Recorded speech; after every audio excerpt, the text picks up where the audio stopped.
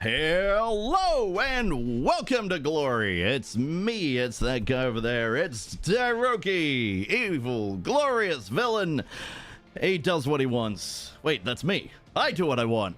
What I want to do is apparently play Rogue Trader. And why do I want to do it? Because that is what people requested. Now, we have not been here for a while. I completely forgot. We were up to the electrodynamic Cenubium. This is the, I believe, if I recall correctly, the finale of Act 1. I remember what happened. I screwed up so royally. And I mean absolutely screwed up because I'd barely had sleep for days. And in the end, we ended up playing a whole range of other things. So, we're back. We're back in the saddle. We're back to Rogue Trader. However, I will not be voicing the characters. I will only be reading out the stuff. Yeah, this is still... We were still Act 1. After all that, we were still Act 1. But I don't want to restart for the simple fact that we've done this multiple freaking times. I am not starting again for a third freaking time. It's just not happening. So, we go where we left off. Now, if I recall correctly, I was on my way to becoming a doggo guy. That's right. The first time we ever played, we were a grand strategist. It didn't really... It didn't click with me. This time, we will be effectively support and a support summoner, kind of. We'll bring out the Mastiff. We'll have we could have a Cyber Raven, the Servo Skull. Now, if I remember correctly, from what little I've read, the Raven allows you to cast your psionic bullshit from its position. So we may move out of pure support and into a mix of, into combat support, or just stay pure support. I don't care either way. But you know that this is our previous playthrough because in the original playthrough, she didn't exist. Straight up, Cabela did not exist when we first tried. Anyway, so let's continue because we're back. We're back a ways. By the way, hello, Nigel. Hello, Tecto. How you guys doing? I hope those who wanted to watch do manage to make it. I put up a thing. That's what I'm gonna call it. I put up a thing. Gods, I hope the title changed and all that. But I put up a thing, a poll, so that people could basically tell me, hey, this is what we want. You know the thing. It's a poll. I put up a poll. And not a poll for dancing on, a poll, as in a poll to see what people wanted me to play. Get your head out of the gutter, Nigel. Gods. Alright, I need to hydrate like crazy today because my throat is a wee bit dry. I had 4 hours of sleep. I haven't fully set up everything that I needed to set up for stream. To be fair, I had to. I went out to go get some aniseed balls because I kind of downed them yesterday, just trying to survive. And that wasn't even on stream. I downed them off stream. Damn if they didn't help. So those are now in my backpack, which is somewhere over there. So I probably should pull those out. But how's everybody been doing today? You voted for something else? What did you vote for? I can find out. Why can I hear myself? This isn't something I want to hear. Why can I hear myself? This isn't something I want to hear. Alright, so give me a sec, guys, because I'm a little out of sorts this morning.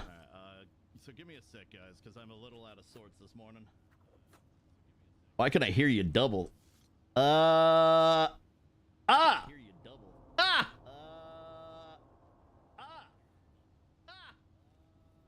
Yeah, I was setting up. That's why. I was wondering why I could hear myself too. Echo, echo, echo. Thanks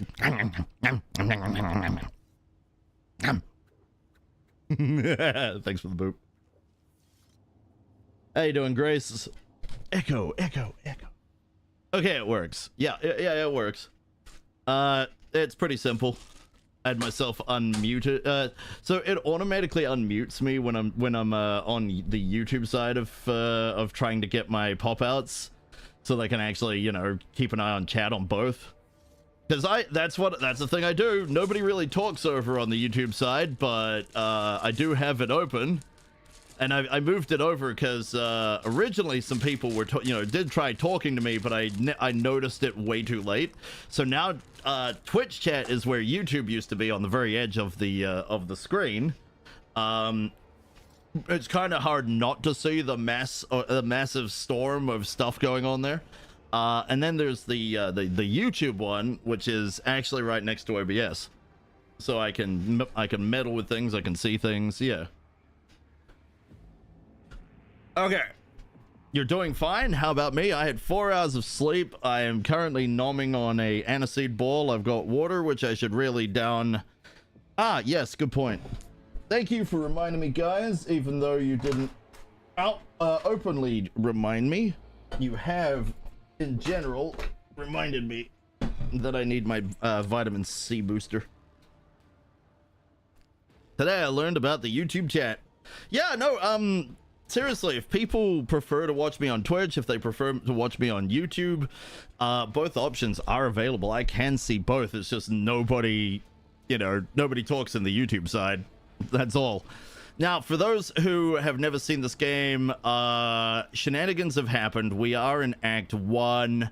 I am continuing a previous save, but yeah, we weren't that far. Like, this is roughly the end of Chapter 1.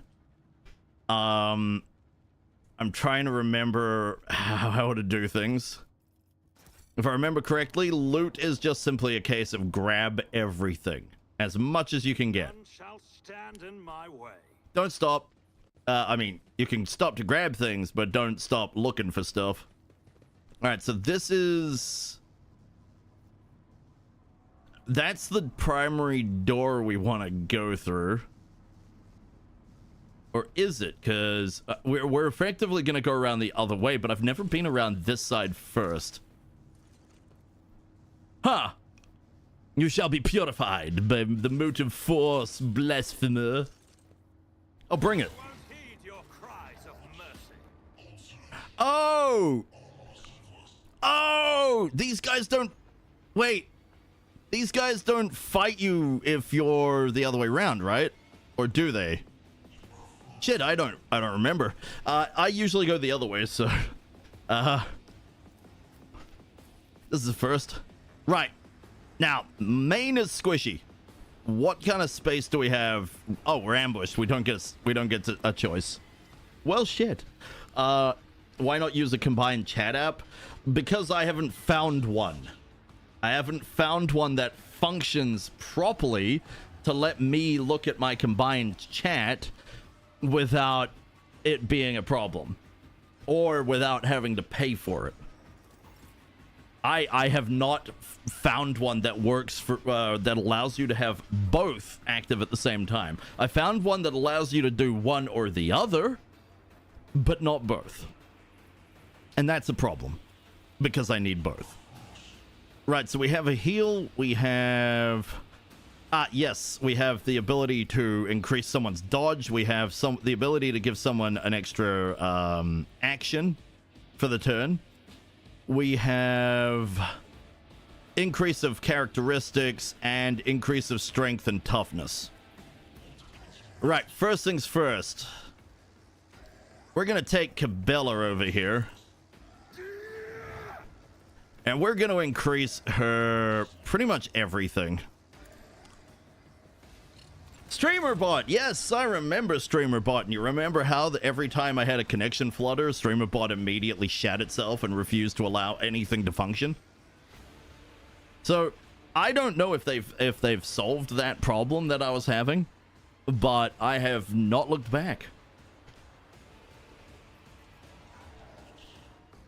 Okay, yeah, maximize Cabela's everything. Right, we should be good to go. Now, I'm gonna go and stand over here like a chicken shit. Because that's what my character is. He's a chicken. Okay. Oh, right, yes. Possibly, yes, because it's 1.0 now. You will have to literally help me set it up then. Okay? We call that a difficulty tweak. Difficulty tweak? Wait, what? No. I need things to function. If they don't function, what's the point? Okay, so if we... Ooh, free attack. Okay. What is that? That's the long las. What do we got here? Ah, the Ripper Ducker. Glorious Ducker. Gotcha. Alright. We can't get Argenta past. I probably should have done that after I moved, but that's fine.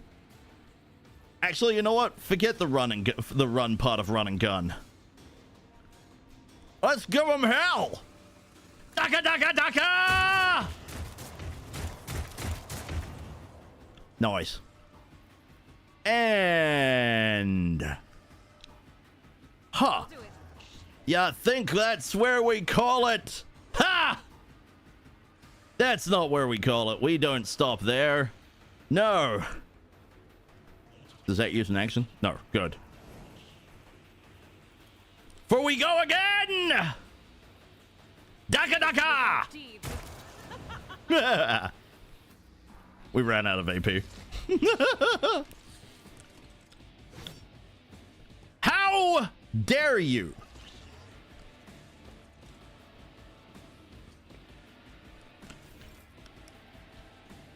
Oh, there is no escape now. All right, so you've got two people hiding over there. You got this person hiding here.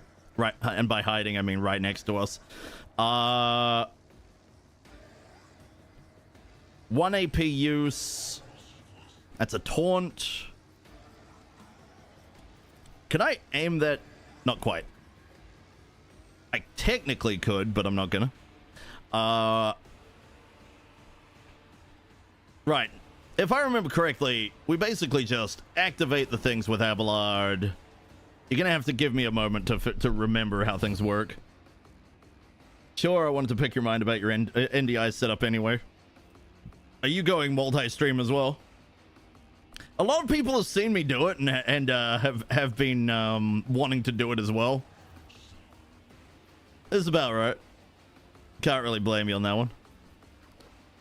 It's really useful having a computer be able to take the load. Okay, so we can't charge through. We'll have to go here. And that'll let us... What's this do? Okay. We're just gonna smack. We'll worry about that next turn. But man, that was good. Cassie! Well, this guy's dead. Good luck to you, sir. No, you know what? It's been a while. Let's unload the full pain and suffering of the warp. Yes, because we should still be able to... Oh, shit! I made Abelard afraid. I didn't realize that's what that did. Whoops!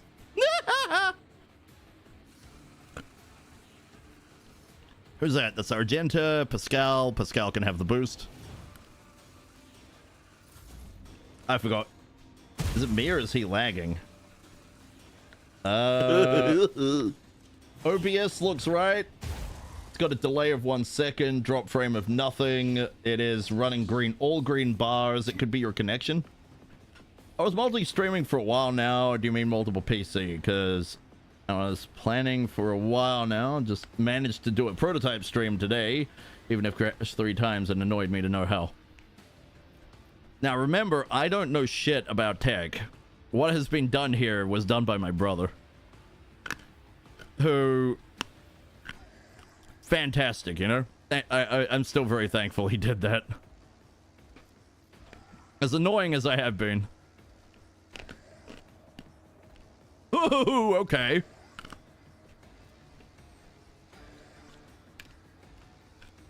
Splash blood? Uh-huh.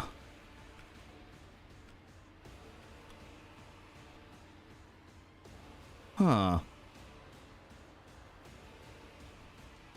Oh god, she picks an ally and basically just goes, cool, I'm going to slaughter everybody. So, who got attacked? I think everybody got attacked. Argenta, let's target Argenta. Let's move over one. Okay.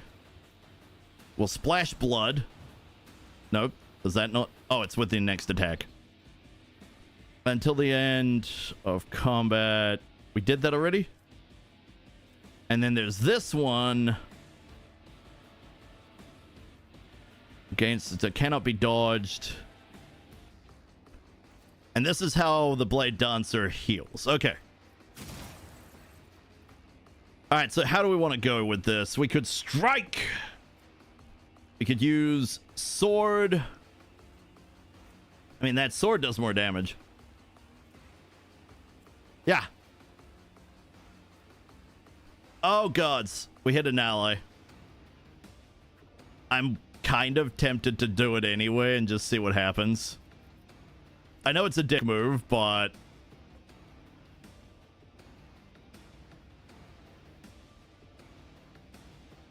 Or I could do this. And then we could... Boom. Bouncy.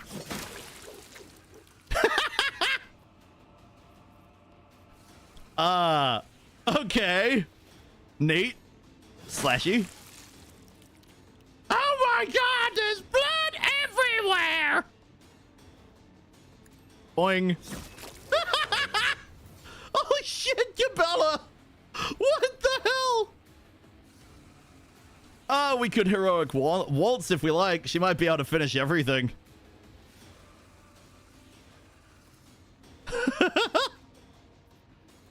Does she have the range? Nah, she doesn't have the range. Ah, no. Oh, it was cool though. She didn't heal though. Oh, no, she didn't heal. That's kind of sad. Wait, that new character a dark elf? No, no, that's Cult of Blood. It's one of the death cults of the Emperor. All right, so Pascal doesn't really have line attacks or anything crazy, if I remember correctly. He has ballistic stuff. Oh, okay. Here's what we're gonna do. Gonna go here. We're going to Smacky. And if it will allow... No, it won't. No. Is there any way we can get a free attack? No, but we can... That didn't do anything. Reduce the damage dealt the target's attacks. You do less. Suck it. Oh, most of the damage we've taken has been self-inflicted, by the way. That's funny. You're... Alright, that's him. Oh yeah, nice try. You're trying to get Abelard. Good job. Alright, fair enough. Yeah. Come on, the Empire doesn't work with Drukhari shit stains. Hell no. Except for, you know, in modern stuff, because apparently they are working with the Drukhari. But no, we don't work with Xenos. You crazy. If I did this, I would hit my ally Abelard, but hilariously, I would hit everybody there, but I don't think this does... Is this gonna do damage? It's not showing as dealing damage. Oh dear. Well, in that case, Abelard, go next. Hey, look! What's this? Oh, shit. He has a line attack? Wait. When did I get him a line attack? Oh, shit. He has a line attack. Oh, if only I could move him. Oh, well. He does have this. Victory and smacky! Nice. Oh, he can do the thing. Well, this is over. Thanks for the lurk. Yeah, you go do your dailies. And a smacky. Wow, I do not remember us being this powerful. And we were definitely not this powerful the first time around. Oh, they got no loot? Oh, man.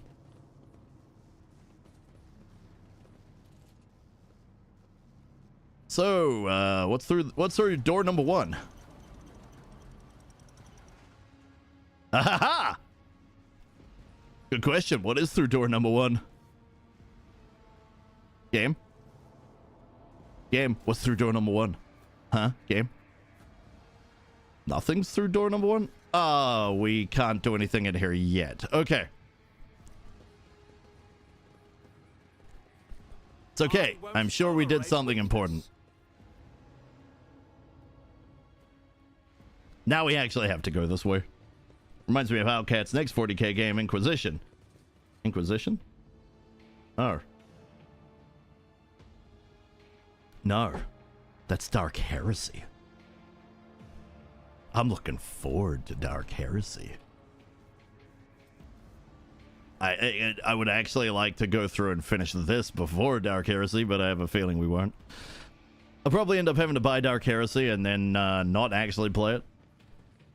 I suppose that gives time to see if it's any good. Alright, we have a cultist fighter. Cassia is not the choice for going first. In fact, why is Cassia going first? Who set this? This is a terrible formation. Why would we have Cassia first? Uneditable? Pfft, yeah, okay. Cassia in the middle. Me also in the middle. Abelard first. Cabela. Pascal and... There we go. Argenta in the back. And like this... It looks like a penis. God fucking damn it! No. Oh gods, there's no making it any better. But it is an optimal freaking... God damn it! It's an optimal goddamn formation. It keeps my squishy people safe. Shit. Ignore everything. There's no improving this. Oh, well. See? Keeps my squishies safe with Cabela being ready to dive on in to do damage. It's Divinity's Act 1 curse all over again. What? Nobody ever really finishes Divinity Act 1? You know what? Screw it. Bring everybody in. Forget the formation. I got a feeling. Yeah. Come on. Get in there. Now, Cabela, you're good? Yes, you're good. Abelard. Once that's done, we're gonna wait for that to go off because it will go. If we go in there, we die. Horribly. Just like that doofus that's right there. Alright, let's get in there. That starts the battle. Because what we now need to do is run right on through. That should give us some time. So let's get Cassia in there. We need to keep her out of this. So either everybody moves in or they stay right here. In fact, it's Cassie. She might... No, Cassie wants to be pseudo melee. She's a weird one in that regard, but yeah, pseudo melee. None of movement points. Go right there. Excellent. Then you'll know that this is a terrible idea, so that's why we're doing it.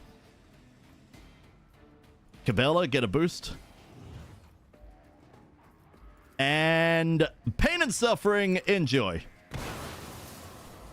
Gods, I love Cassia. And then we can make it that much better. Be afraid. Be very, very afraid. But yeah, Divinity is one of those games I'd also like to play. But my gods, these games are all so long, there's just not enough time with 3 streams a week where I want to play multiple games. I would genuinely have to move to playing only one game on stream ever. That'd be the only way for it to not take forever. So I would literally have to, yeah, either 2 streams a week playing a game with 1 Battletech or something like that. But I'm keeping Battletech because I very much enjoy it. The only time Battletech would ever get replaced is to play MechWarrior. But I'd have to actually put the effort into go find people to function as regular pilots that I can, you know, that are going to be able to, you know, mix in and out as people come in and go. Okay, I don't think I need to heal anybody right now. Let's up Cassia's dodge. Let's increase her strength and toughness, because she's currently out and a little further than I'd like her to be. Let's improve the characteristics of Abelard. And let's go. I probably could have had Cassie scream again, to be honest. Argenta!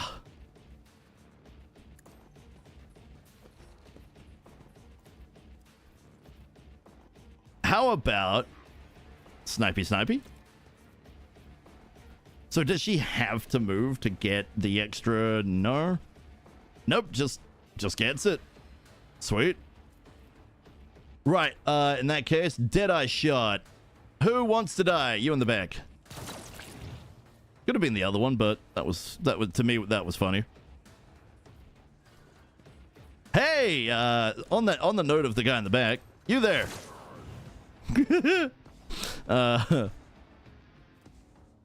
Here, gather momentum. Intern. Pascal, get your ass in there. Probably could have gone further. I don't know when that's going to erupt, though. I didn't keep track of that one. I don't know if they all go off at once or what. Ah, what do you mean you barely survived?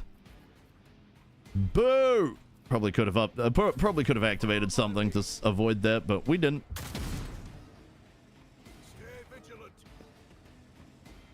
Wait, we don't. Wait, we can go around it? Oh. Well, these traps are pointless then. What's the point? I mean, I would have thought this entire area would be death, but no, apparently it's literally the points on the ground. Oh, well, so long as we stand out of those, we don't have to care. Excellent. Good to know. People are about to suffer.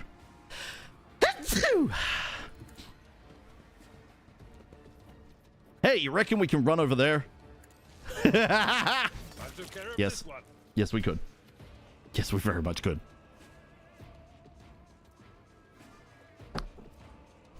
Hey, you guys, right over there. Yeah, Abelard's your target.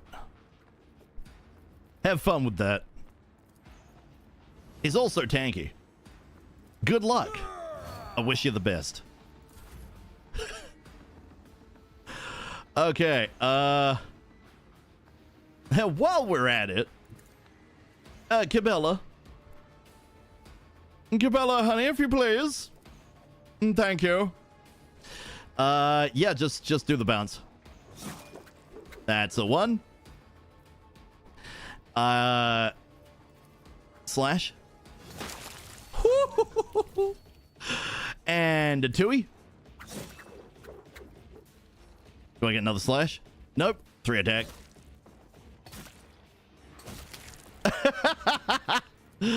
And a 3. Shall not fail. Nice. Huh.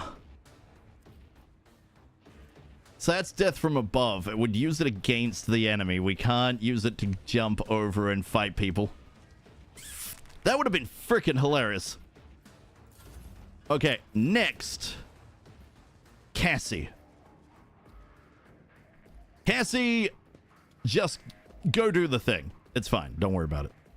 Do we have Zappy Zaps? We do have Zappy Zaps. Zappy Zap. You know what? Abelard. Go as far as you can. I know you can't make it all the way. It's just about getting him some movement right now. This is hilarious. Oh, yeah. We got a guy right here. Oh, shite. I didn't notice that was on. Well. That was annoying. Is what it is. And I'm going to need to do something to heal up on that. But, Argenta is soon, TM. That was dumb. That was definitely dumb. Well, not a whole lot I can do about it right now. I could give someone a turn though. If I could end this, if I could end this sooner rather than later, that'd be awesome. So let's get Cassie in there. Zap. Is that combat over? No. Why is that not combat over? Who'd I forget? Oh. How did I forget you? Here, run away.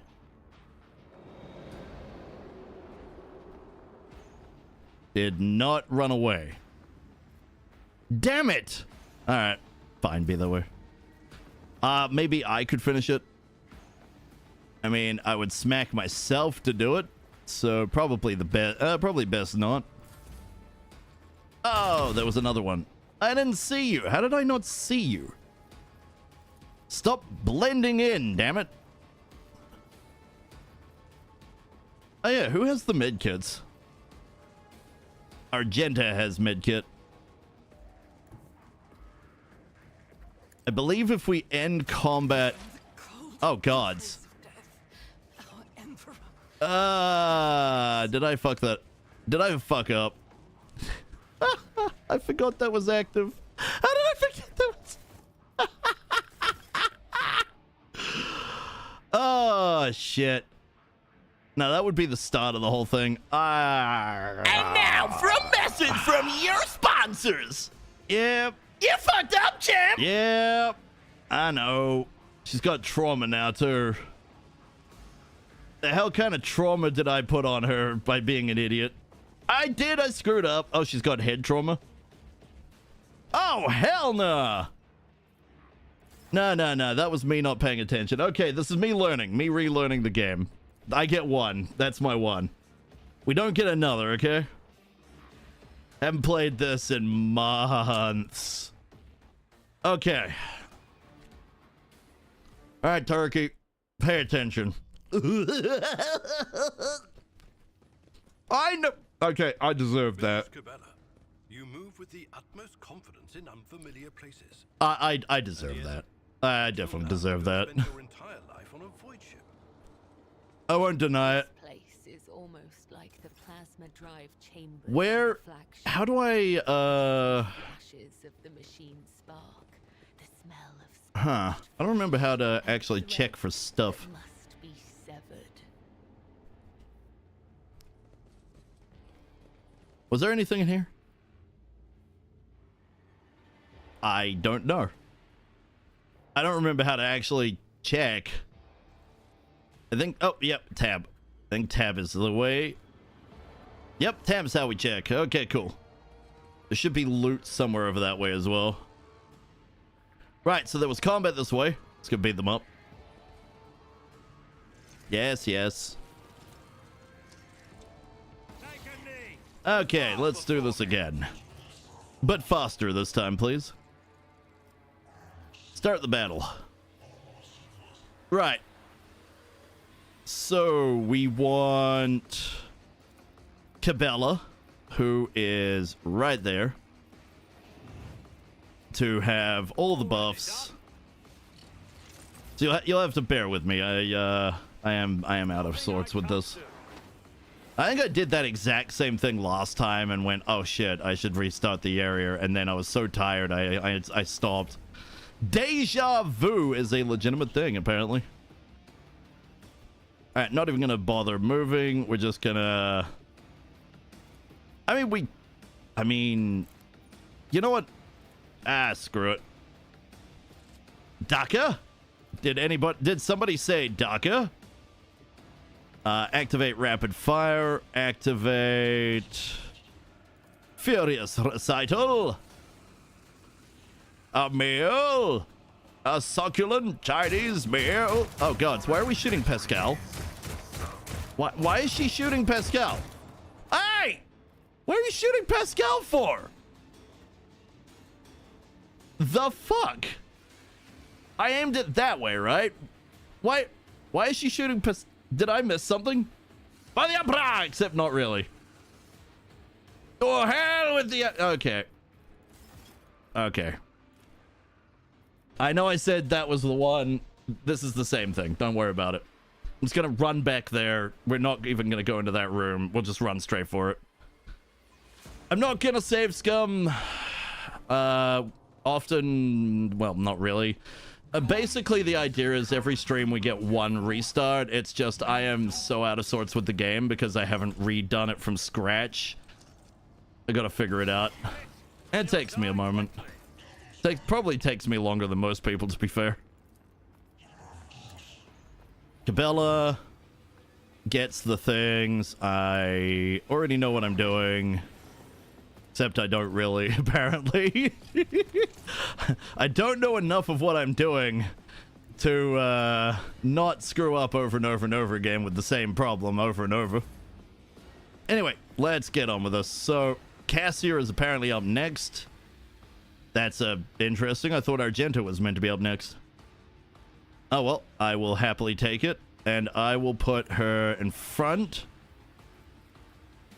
Here we go. Roar. Leadless stare for the win. It's freaking amazing. Then we're going to give Argenta a freebie. Argenta is not going to Daka because apparently she's just going to annihilate allies. Immediately annihilates an enemy. We like it. It's fun. Cassie has nothing left to do. So how you doing, Lore? How's it going? Yes, Lore. So what, I don't know if you saw my DM, but I'm doing save editing so that I can get people's profile pictures onto standard units. Because trying to find allies, you know, trying to find everybody, it's not really working out the way that I had hoped it would work out. And I'm taking that L. And I will just be doing it manually. So if you've got a picture that you'd like your character to have, let me have it, and I'll get that added. Why wouldn't she? Oh, she does have 2 AP. I refuse. Cannot when they're up. Oh, there's a melee enemy. Oh, that's a problem. Yeah, okay, that's a problem. I'll take that hit. That's on me. Oh, we got a dodge and a parry. All right, do the thing. You know, considering the line says that it would hit both, Doubt is for the weak. it hurts, man. It definitely hurts. Oh gods! I mean, I deserve this, but oh shit balls! Straight in the middle. Yeah, I know. For something that usually goes freaking goes wild, it was incredibly straight this time. All right, I'm probably going to hit an ally with that if we do it immediately. So what we're going to do instead is we're going to come over here. I will leave footprints of scarlet. We are not going to use the axe. We're going to do this. Then we're going to do this. And then we're going to go over here. Death is a blessing.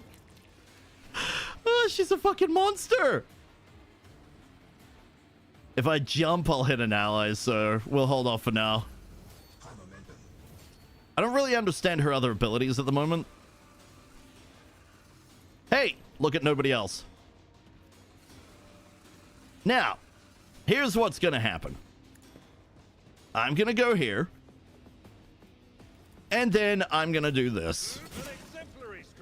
And you are all going to take it. And then I'm gonna activate that. And then we're gonna do this.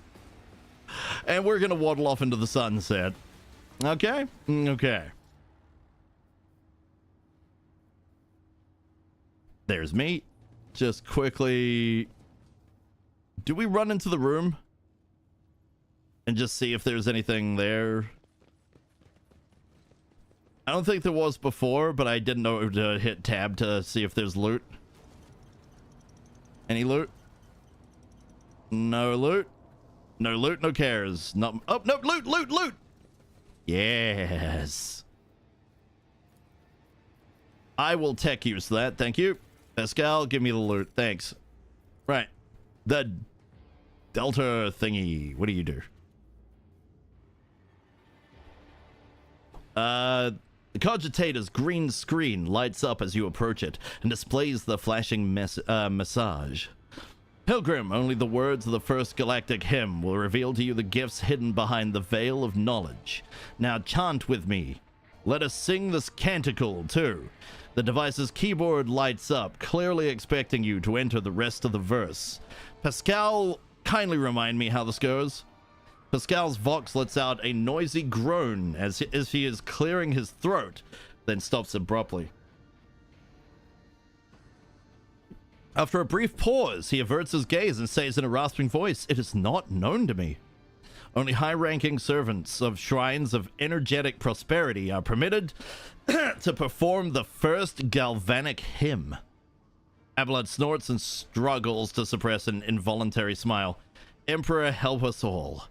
The esteemed Magos has been caught out not knowing a prayer. Now he's floundering like a cadet in an exam. I never thought I'd see the day. I don't know. I actually have no idea. Straight in the middle. Oh, come on.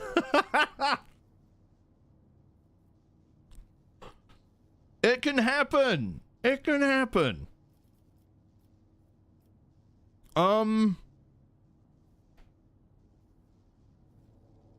The Omnissiah from whom the holy discharge springeth forth. Oh, gods. The blessed cathode that beckoneth the timeless electron. Oh, god damn it. The first galvanic hymn. The first is the wait, what? Omnissiah, Arcane Key, Immortal Intelligence. Yeah, but how does it go? So you actually have either it's somewhere or people couldn't find it 3 years ago, but where there was something here. Somebody goes through the full thing. The first is the Omnissiah, from whom the holy discharge springeth forth. On. The second one is the arcane key that closeth the circuit. The final part is the immortal intelligence that hath created the spark. Huh. It's the immortal reason now, not intelligence. Oh, so it has changed since the information that's here. Yes, I looked it up. I'm not afraid to say that. It is the Omnissiah from whom the holy discharge. Blah, blah, blah. Verse 2 calls to you, Pilgrim, let us fill our souls with gratitude toward the arcane key that closeth the circuit. Now finish this prayer, Pilgrim.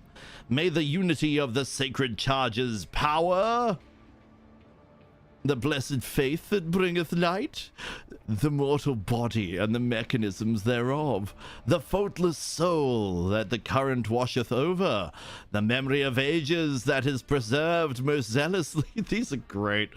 The immortal reason that hath created the spark. A solemn binaric trill comes from the cogitator. Verily so.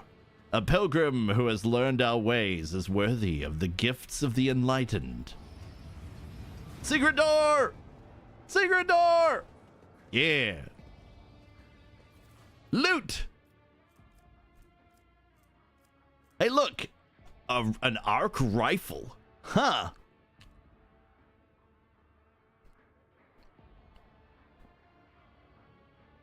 Wow. That's surprisingly good. Whenever the wielder hits a target with an arc rifle, they also hit each creature in a 2-cell radius around the main target, so it basically turns it into an AoE. And shots from an arc rifle cannot overpenetrate. Arc rifle critical damage is increased by 20%. It is a single shot wonder, though. The trouble is, Argenta is using other things. That, however, is tasty. Yeah, that. Pinpointing, the pinpointing visor. Either way, we're going to collect all.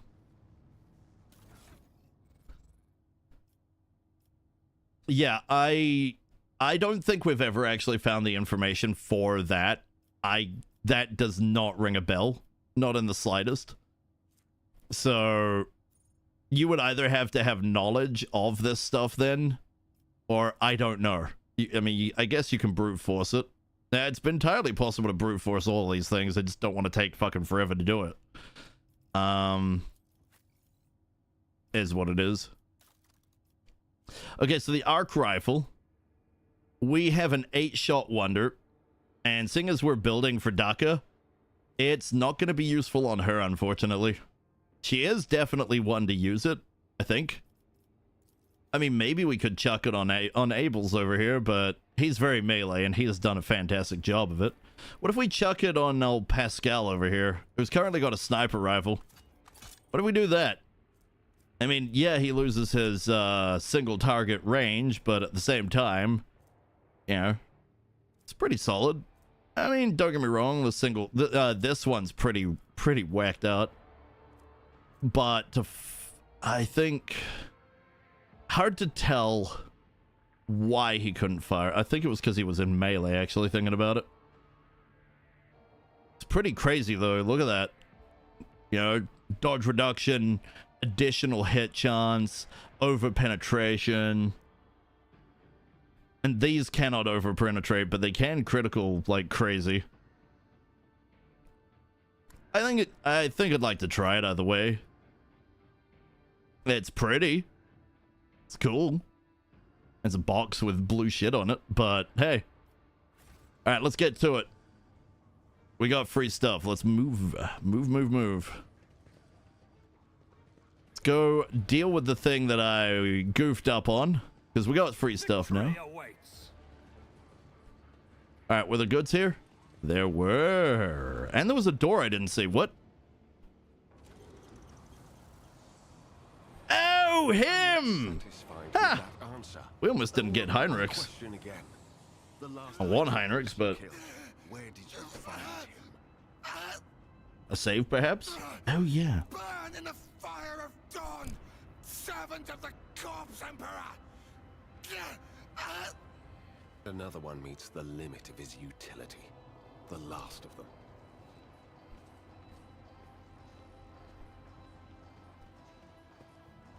Try that with us, buddy. Where's Cassie?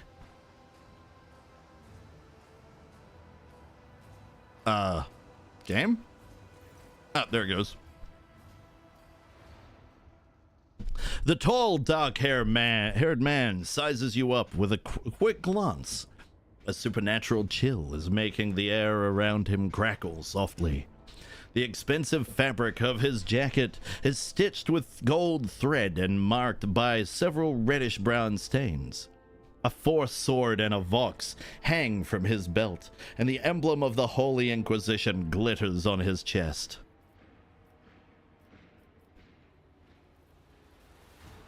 Interrogator von Calyx, I presume? Yes. Well, since you know who I am, and are in no hurry to kill me, I infer that you serve the Emperor, not his enemies. Allow Kind me of. to introduce myself. Interrogator Heinrichs van Kellogg's of the Imperial Inquisition's esteemed Ordo Xenos. With whom do I have the pleasure of speaking?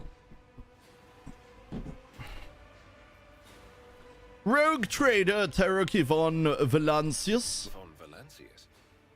To the best of my knowledge, that dynasty is headed by the esteemed Theodora von Valancius. Has there been a change of circumstances? Theodora's dead, slain in battle. The news is lamentable. My condolences. And I presume the heir to the sacred warrant of trade and the lofty title of rogue trader is none other than yourself. Well then, what precisely has brought you to the sanctum of the Omnisire? I'm here to collect you. I'm under orders from the Lord Inquisitor to offer any assistance you may require. After which, I am to provide you safe passage to Footfall aboard my ship. Then the timing of our meeting is fortuitous. I am requisitioning you and your retinue for my task. Of course you are. Starting with her. You have provided exactly the kind of specialist that this situation requires. See, that wasn't there the original time. I am the Domin's shadow. If he says the word, I will protect you. If he says the word, I will take you to the Undying One. Requisitioning? Young man, your choice of words is unseemly to the point of insult. You're addressing a rogue trader. Right? I don't imagine you'll be any happier if I say taking into inquisitorial custody. Pretty sure you can't do that. To aid his faithful servant in the fight against corruption is the solemn duty of all whose actions... Hydration! Tycade! How'd your stream go, buddy? Those who will carry the Emperor's light across 1,000 stars. Thanks for the hydration. Let me pour one out. And pour one out, I mean full glass of water because, you know, I don't drink alcohol. Alcohol is for alcoholics. You broke Endless Alice without me? How dare you? That's not fair. That's not fair at all. I guess I'm an alcoholic. Most people are. No, not really, but it's part of my joke for I don't know. I've liked making that joke since becoming sober. Alcohol's for alcoholics, because I was an alcoholic. But yeah, how dare you break Endless Alice without me? That's not fair. I'm being sober, that is. 4 years, man. 4 years. 4 difficult years. And do not think for one moment when things get hard I haven't thought of alcohol.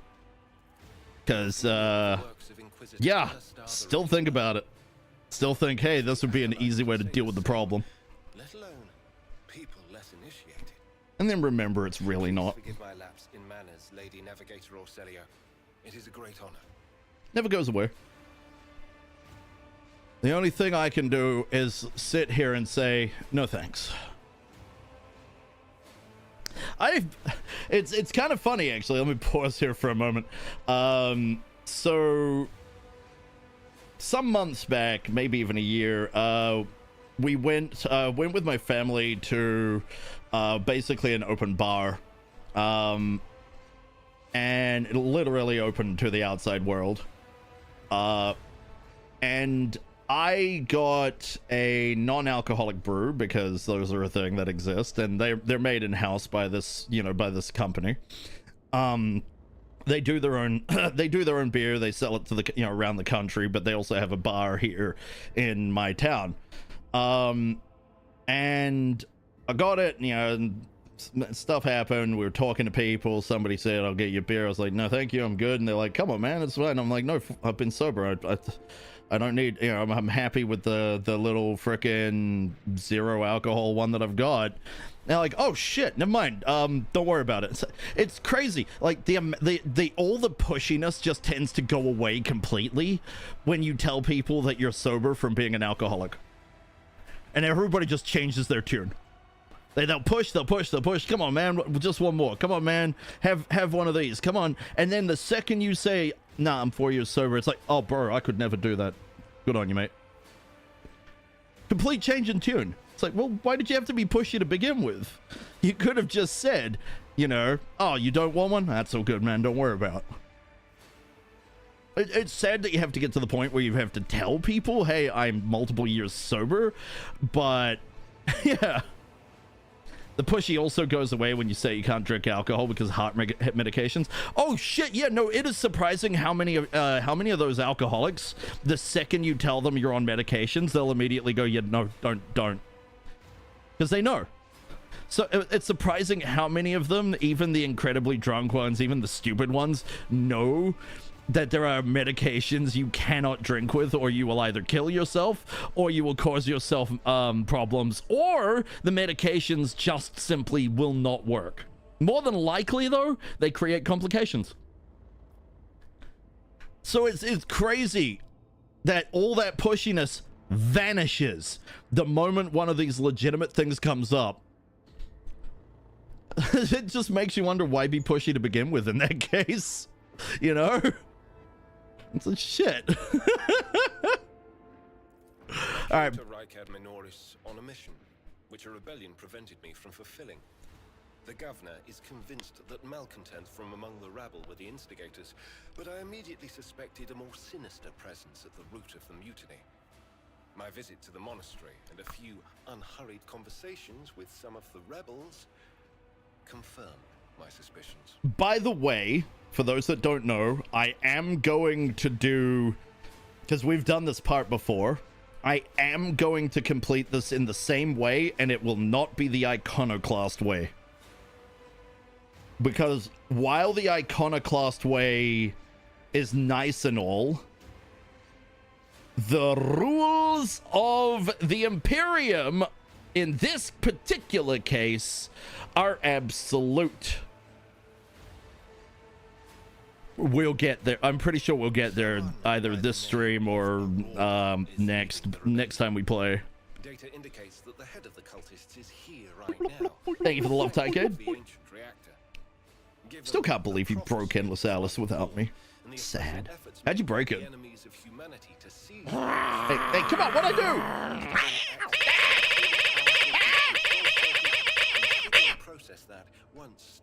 By the way, is the game loud enough?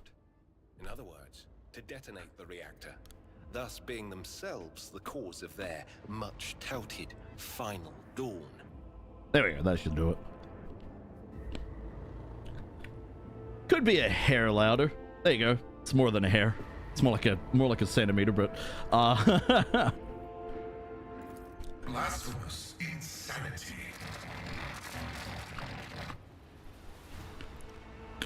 The tech priest visor flashes and turns a bloody skull. Come on, come on, come on! Ah! Why?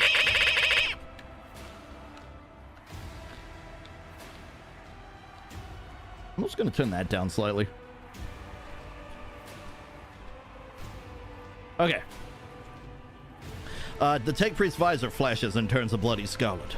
A soft hum of some activating systems is heard from under his robe. I blame Tycade for reminding me it exists. I mean, redeems are redeems. Generate points, you throw them at people.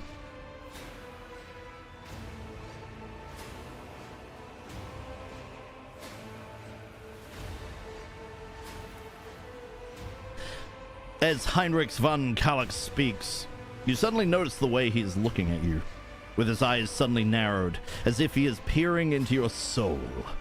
A soul that is touched by the gift of sorcery. The change in your expression does not escape the interrogator's notice, and you see the corner of his mouth twitch. He must have instantly recognized a fellow psyker. That's right, we're a psyker! Glorious power, if you couldn't tell from my look. Glorious power.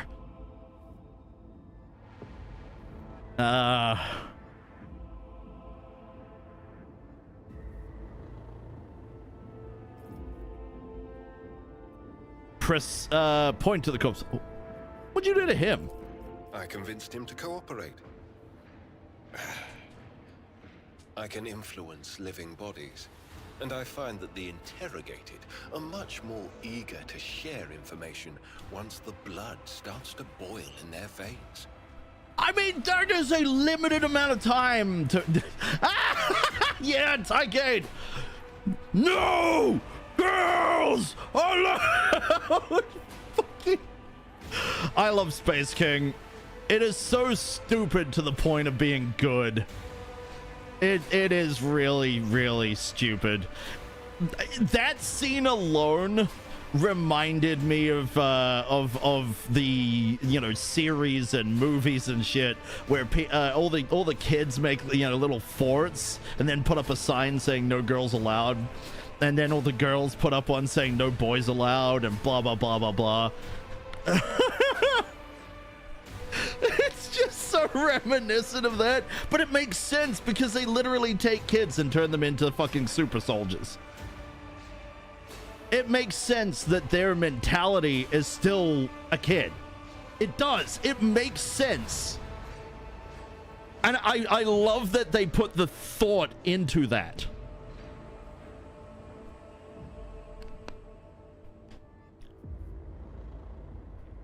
The only Psycho Ogren to exist is supposedly a girl who still looks like a male Ogren. Standard dwarf problems.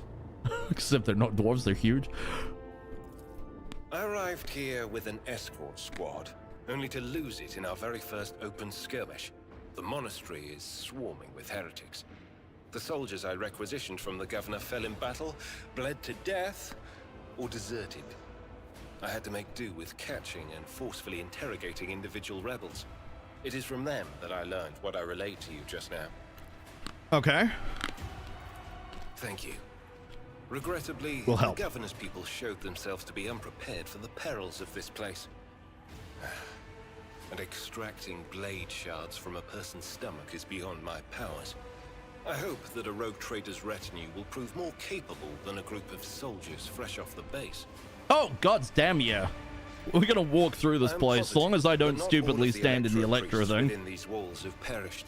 The heretics spoke of shadows emerging from side alleys to make short work of the cultists invading their abode. I surmise that the entrance to their hiding place is somewhere in the hall near a machine known as the Circular Cogitator. I imagine it's one of the local sacred relics which the Electro priests treat with special piety.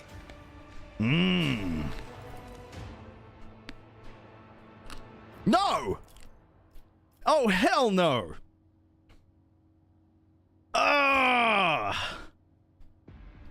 We don't have a choice, but we're gonna have to drop Argenta for now. We'll drop Heinrichs later.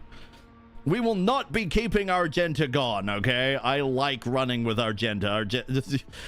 We are a fan of the Sisters of Battle in this house. Thank you very much. The Adeptus Sororitas for the win. Oh, look, loot. All right. Gather round, everyone. Actually, yes, I am going to have Cassia... Do you require an audience? Hopefully not immediately start things. Look no further. All right, Abelard, you will be next. Cabela, I need you to be as far ahead as possible as well. And then everybody else can just file in as necessary. Follow my lead. Wait, female Ogrins exist? Apparently, according to Tector. Cat girls, oh yeah, cat girls definitely exist. Anybody who doesn't know about cat girls in 40k is in for a in for a surprise, honestly. All right, zappy zap. Got to remember that each person's turn basically counts for the stupid thing, so we need to stay right the hell out of its way. All right, Cassie. Oh, we can start with everybody in here. Then we're gonna do that so that we can get out of its range.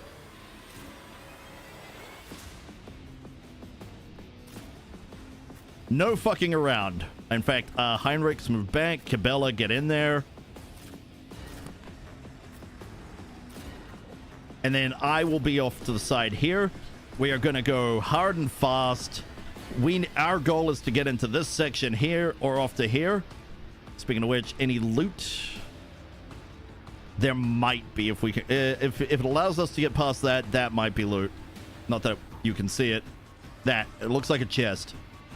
But we're going to have to kill everybody and get on with it. Right. Will it let me start with Cassie? All right. Oh, God, she has the range. We're going to move Cassie forward. I don't know quite where we want to have her right now. You know what? Screw it there. And scream for me, Cassie.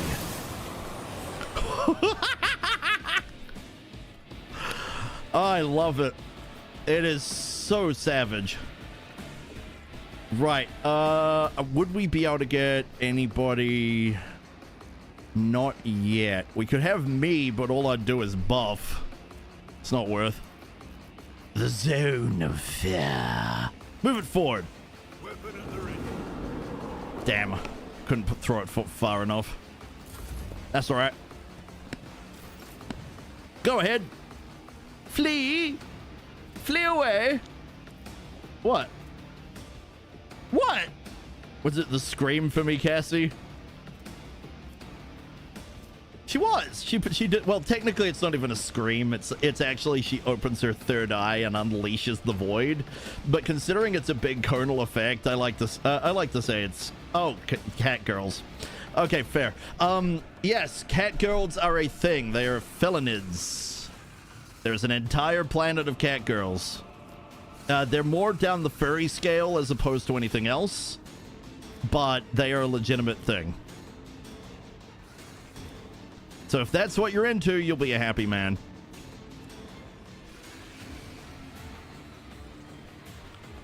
Okay. I probably should have gone there. I'd have been able to run straight for the next one. Damn. Oh, well.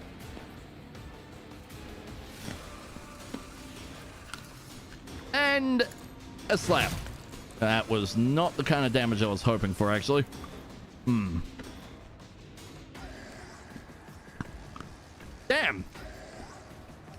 Well, that put a block on that, didn't it? Well, he is an Abelard, and we haven't leveled him, so... If he goes down, he's not my problem. That's why he's so flimsy right now. Actually, that was probably dumb. Oh, well. That's what he gets for forcing me to get rid of Argenta. How dare you get rid of him? Do go on. Okay. Okay. Felinids.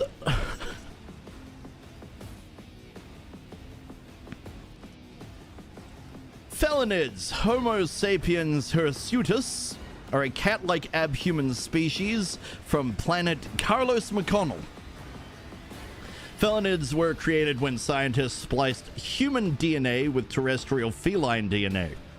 The reasoning for this is unknown. Let's be honest here. It was for science. Some horny bastard was just wanting to see if they could make cat girls. Let's be very honest here. But it is speculated that the scientists genetically modified them so that they could survive on the colony planet of Carlos McConnell, which is the only planet that this abhuman strain is known to inhabit. While the majority of the human population is unaware of the felon's existence, because they would want to brutally murder them, the minority of who that do know that they exist describe them as being feline-like humanoids with a soft coat of fur and elongated canine teeth, along with possessing superhuman grace and agility. However, seemingly conflicting accounts from other potentially unreliable sources, including Kroot mercenaries, describe felinids as appearing almost identical to baseline humans, along with having claws the length of a human forearm, although the latter is more than likely an exaggeration or misinterpreting claw-like weapons as part of their bodies. So yes, cat girls. And some felinids do serve in the Militarum Auxilia, a specialized division of the Astra Militarum that manages abhuman soldiers. Greg claimed that said felinids are able to keep their cool in the face of even the most brutal opposition. They are the most efficient killers in their regiments.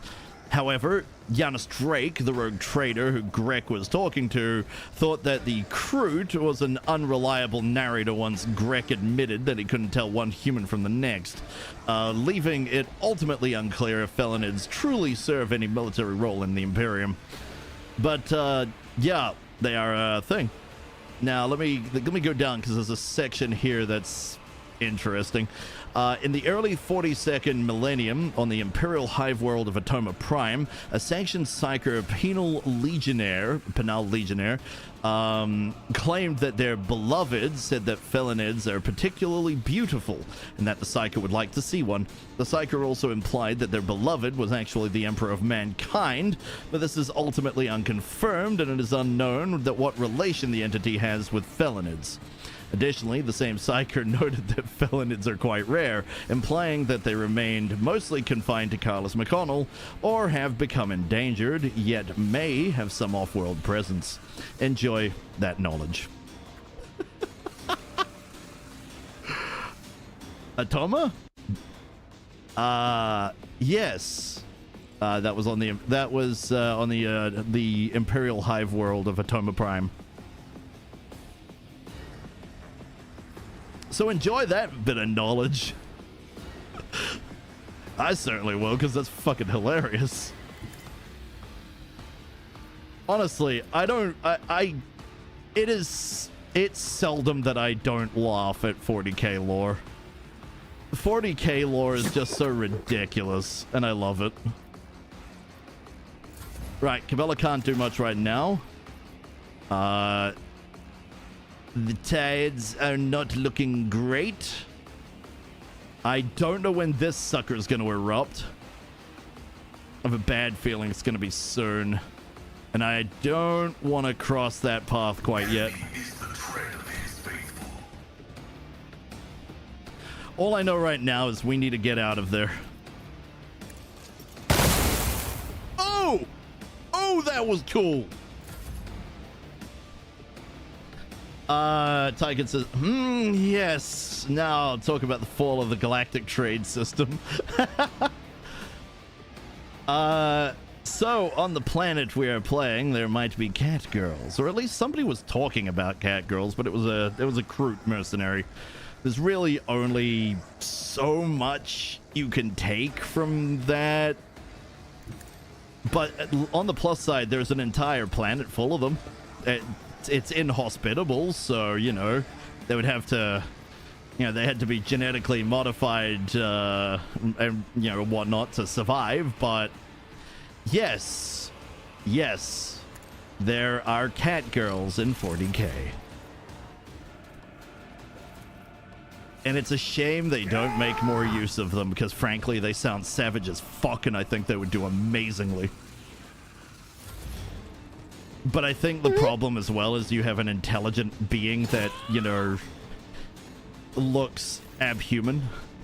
Because, you know, accounts have fur and whatnot. Oh, I couldn't tell the difference between them and a human, except they have fur and claws. But overall, I think they would do very well. I think they'd do fantastically, actually. Let's be honest here.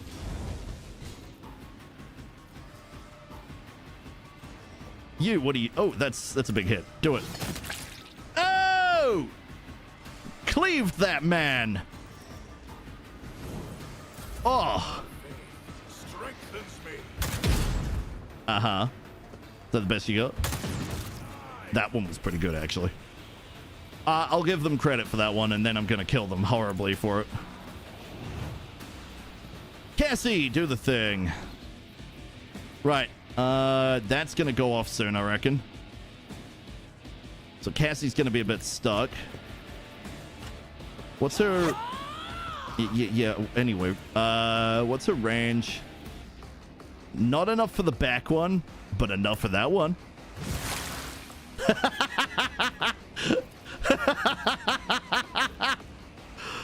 Oh, that's hilarious. I think everybody over here has got their thing. Abelard, could you do a charge? I'm a navigator, not a Oh, he servitor. can do a charge. Get him! Go forth and prepare to dominate. Alright, Cassie, you'll have to call it quits there. Oh, look, a parry. What do you know? More like hot as Ferg. Yeah, no, fair.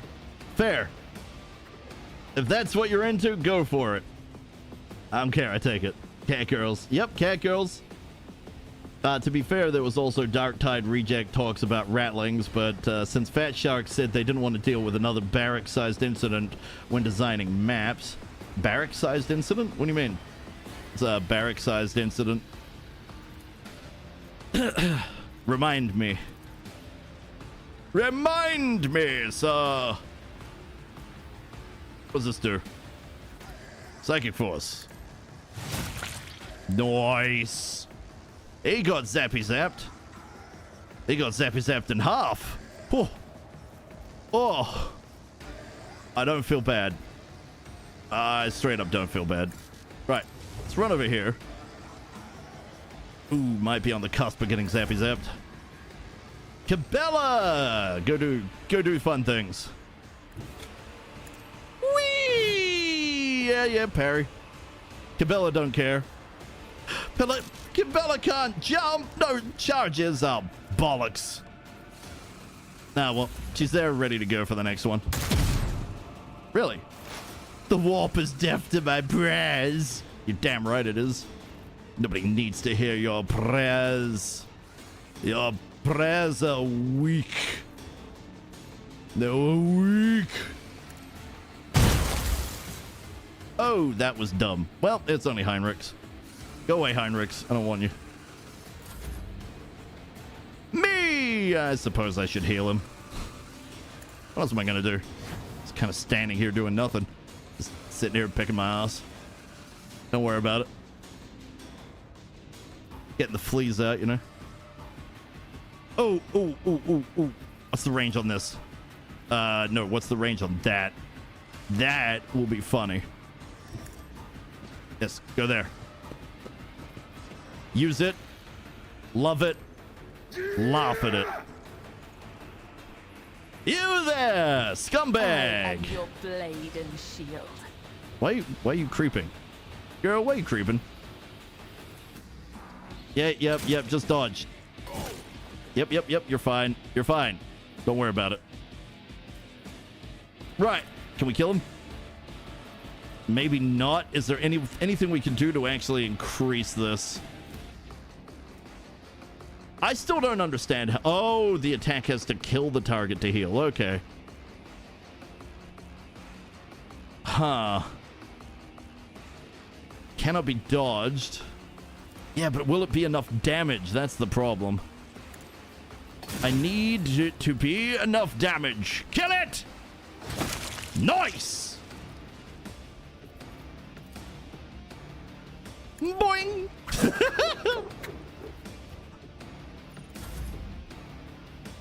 Alright. Me!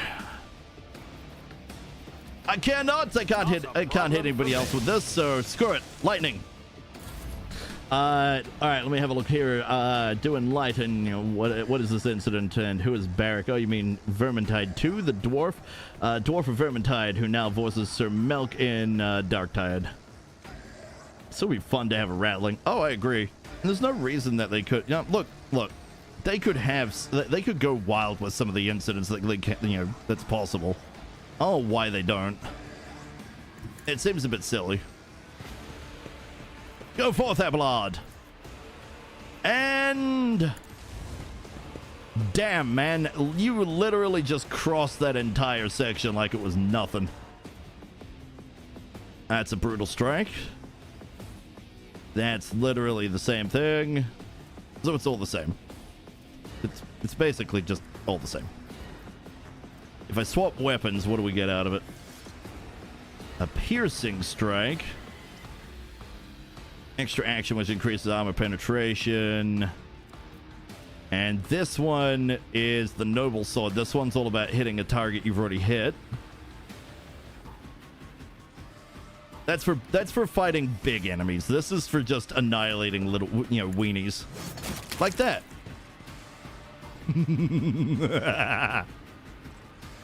Who's left? Did I forget somebody? You're dead. You guys are dead. Who the hell did I forget?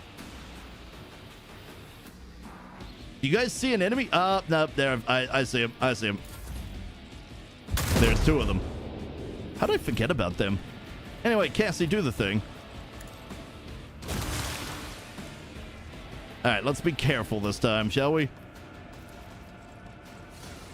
Heinrichs. You know what? No, nobody gets nice things. We're just gonna stand there like fools. All right, go do the thing. And that should end the overall combat. Huzzah! Yoink! Any corpses, backaways? No, we've already grabbed the stuff. Right. Go check it out. Yeah, I freaking knew it. I knew it! What? Yeah! Give me that stuff. Give me that look. Ooh, plasma pistol. Ooh, ranged AoE piece of candy. And what does this button do?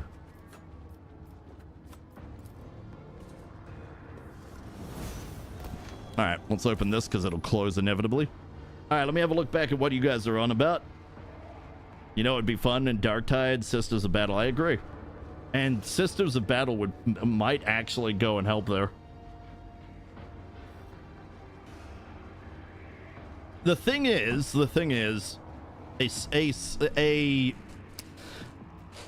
of the many Adeptus Sororitas would rip even the basic humans there asunder because they are all scum. She wouldn't like it. She would not like it for sure. I do hope they do stuff like that. Although, frankly, I want a tech priest first. Give me a tech priest, please. Anyway, a multitude of symbols are carved into the enormous generator. You realize that they are the foundational tenets of the Electro-Priest religion. Standing out among them is the triumph of reason over all other facets of human nature. Guys, it's a power plant. That's it. It's a holy power plant. That's all it is. All right, we're gonna wait for the zappy zap to go off, and then we are going to quickly go over here.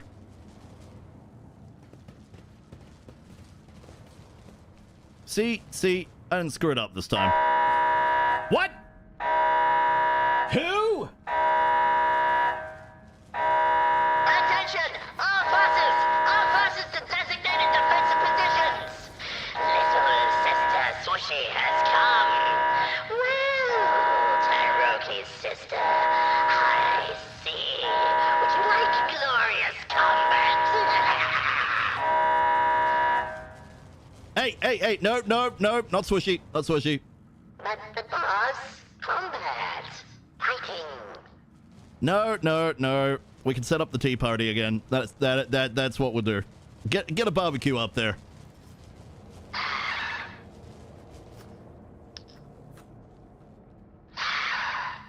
Or we could leave it up to Swishy. Swishy, what do you guys want? Do you guys want a barbecue or do you want glorious combat? Well, there's your answer, Susie. Very well. Everybody send up the grill. If you could kindly bring, I don't know, a burger would be nice. I would love a burger, please. can I get a burger, some steak, and a couple of sausages, and a bunch of salad? That'd be great, guys. Thanks. Very well. We'll have drinks brought out as well. Food and whatnot. Enjoy your condiments and the like. Also, Swishy, it's been a while. It's lovely to see you. And to all who have come, welcome to the shenanigantry. She sounded really disappointed until she realized she could get a burger. Shut up. But hello, Swishy. How you doing, sis? It's good to see you. Let me give you a shout out for those. Let's be honest here. If you guys don't know Swishy by now, why? Why have you not checked out Swishy? You should be checking out Swishy. You've seen her here in chat. You've seen her around. You've seen her in the Discords. Come on. You better be following that swore. And just remember, no Touchy the monster, but enjoy the shenanigans, because she is good people. Oh, crap. Guide your vessel and lead you on your way. Shush. Well, that was close. Holy crap. Yeah, so these will actually kill us. Quite happily. They won't hold back either. We've had to restart once or twice because I haven't played this in ages and we got electrocuted. Swo has to Lurky. Lurky, Smirky, Smirky, Swerky? Swishy, Swerky. Is that a thing? Smirky, Swerky? Because she did not eat since a lot of Swishy. You've told me off for that. Swishy, why have you not eaten? Go eat and get some water. Don't forget your water. Same thing you remind me of. Did not eat since a lot of hours. You're happy to raid me. Happy specifically. Hope I have a super fun stream. Swo will lurk into shadows. Enjoy the shadows, Swishy. Now, to all those who came in and threw out the raid messages, thank you. I appreciate that. Which I believe currently we have a Skirples. How you doing, Skirples? It's good to see you. Thanks for the raid chat.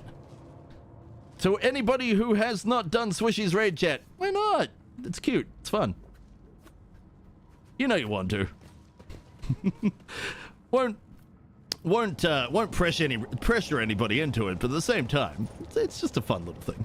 You could do it. Otherwise, lurk to your heart's content, everybody. I'm just gonna play this game and have fun. I used to voice act for this, not in the game, but I used to do the voices for the characters while I was playing. But seeing as all my friends, including Swishy here, very much have been having me try and protect my throat for actually getting into proper gigs, because I would like to voice act for actual games. I will not be doing it anymore. They're right. I do need to protect my voice. They're absolutely correct. All right, gonna wait for that Zappy Zap and go get that corpse. Loot is good. Zappy Zap goes for a few seconds and then it's off for a while. We might be able to do this all in one go. Go. No. Oh, that's close.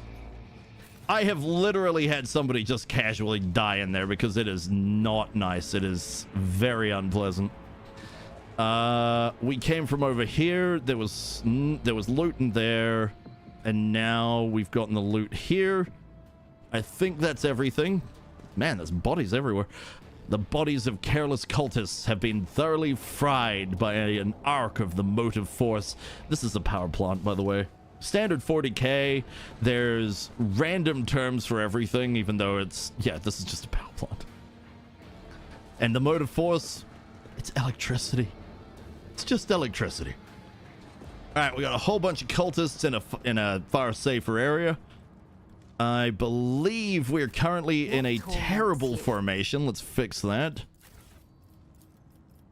Let's have Abelard at the front. We're gonna have myself, Cabela, me, Cassie, and we're going to have you. We've got Heinrichs right now. Normally I'd have Sister Argenta. I do love the Battle Sisters, the Adeptus Sororitas. For anybody who knows of them, you know how awesome they are.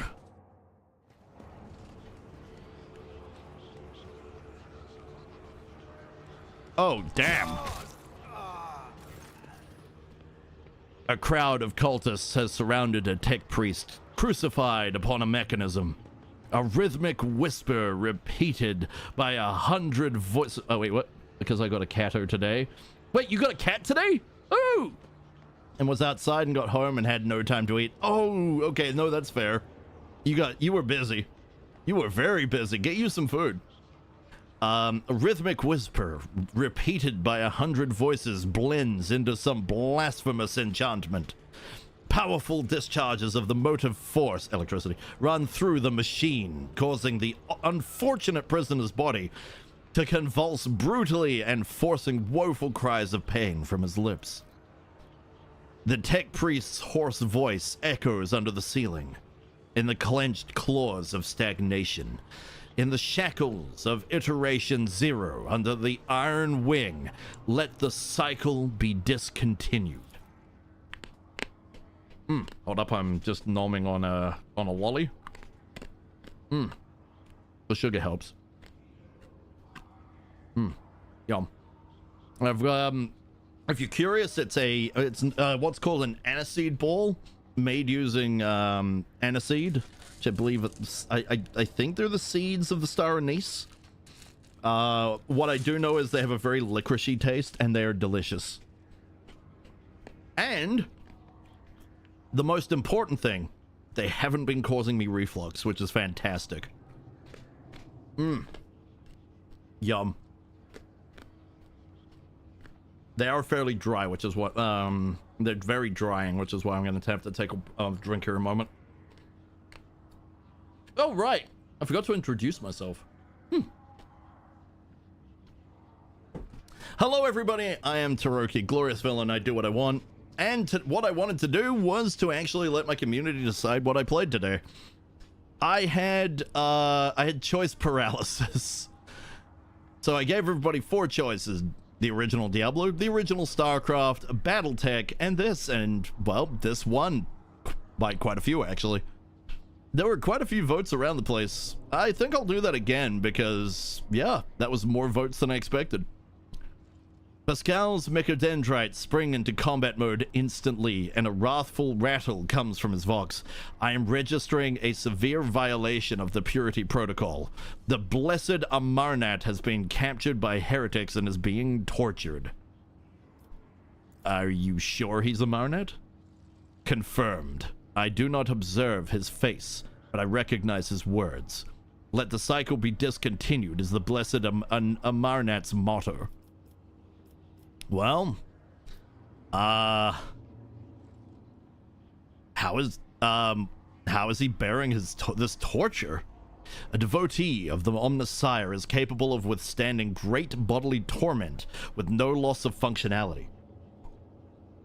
But where flesh reinforced with sacred iron will persevere, the purity of spirit may perish. I hypothesize that the heretics have made the blessed Amarnat a participant in some variety of sacrilegious ritual. Though through sacrilegious torture, they're trying to break his will and turn him into an unholy terminal with which to control the reactor's outer power circuit system. See, it's a power plant. It's just a power plant. The tech priest's colors are stained with grime. They are diluted, painted over with rot. Yet his heart still holds a cinder of bright red. This dying flame can be ignited anew. For the record, Cassia can look at somebody and basically tell from their aura what's going on. She sees everybody in a mixture of color, like looking upon an oil painting. I'll look around the hall. The heretics have taken up positions everywhere, and many more are doubtlessly hiding in the passages leading out of the hall. For now, they are all focused on the sacrilegious torture of the tech priest and do not notice us. We must save the esteemed tech priest without risking his life.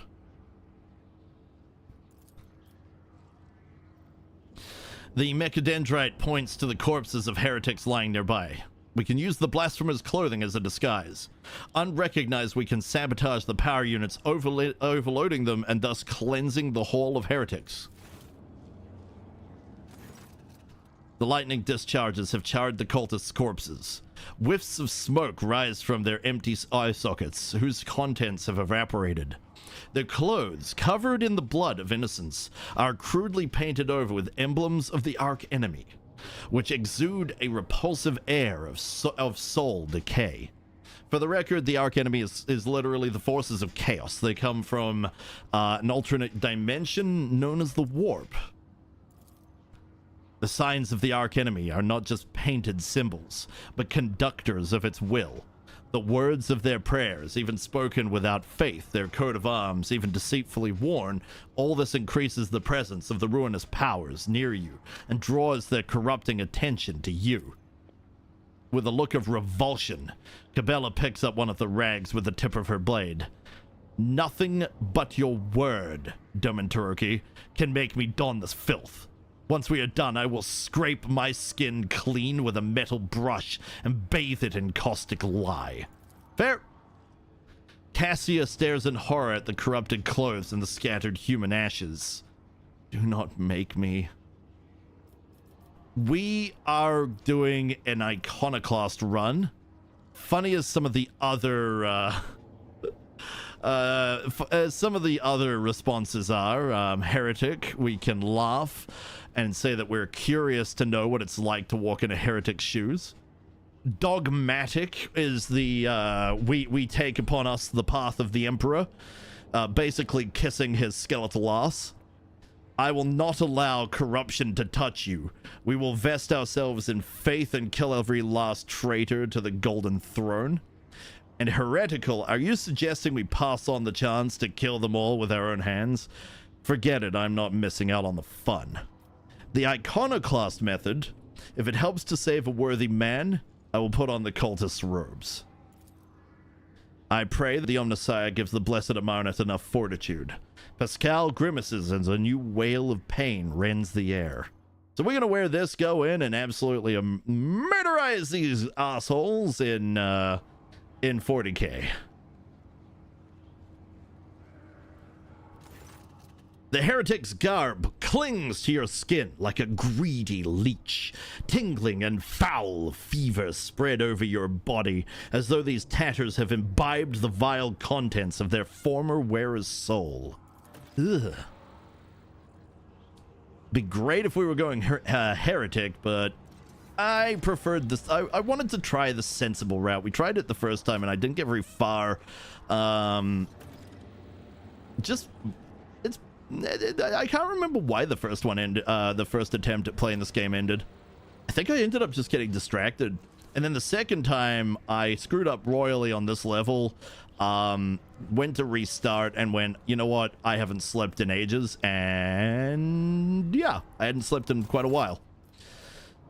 However, while we're at it, we really should do whatever we can to make sure that Heinrichs doesn't die, because we kind of need him.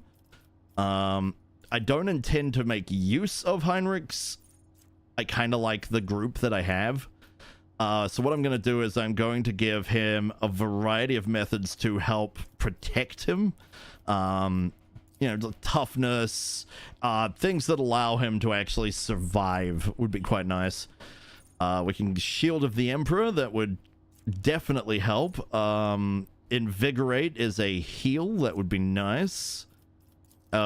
We ourselves are technically a healer, we're mostly support. Quest updated, commit sabotage. Yeah. Well, specifically sabotage in the room. I don't think it overly matters what we do here. Abelard is kind of really good at, you know, like, we have people that are good at everything here. We don't need someone else to step in and effectively do the exact same thing we already have. So we're just gonna grab lore, more toughness. I'm not too fussed. I'm sure at some point we may have to use him again. Having him at least be able to take a hit would be fantastic.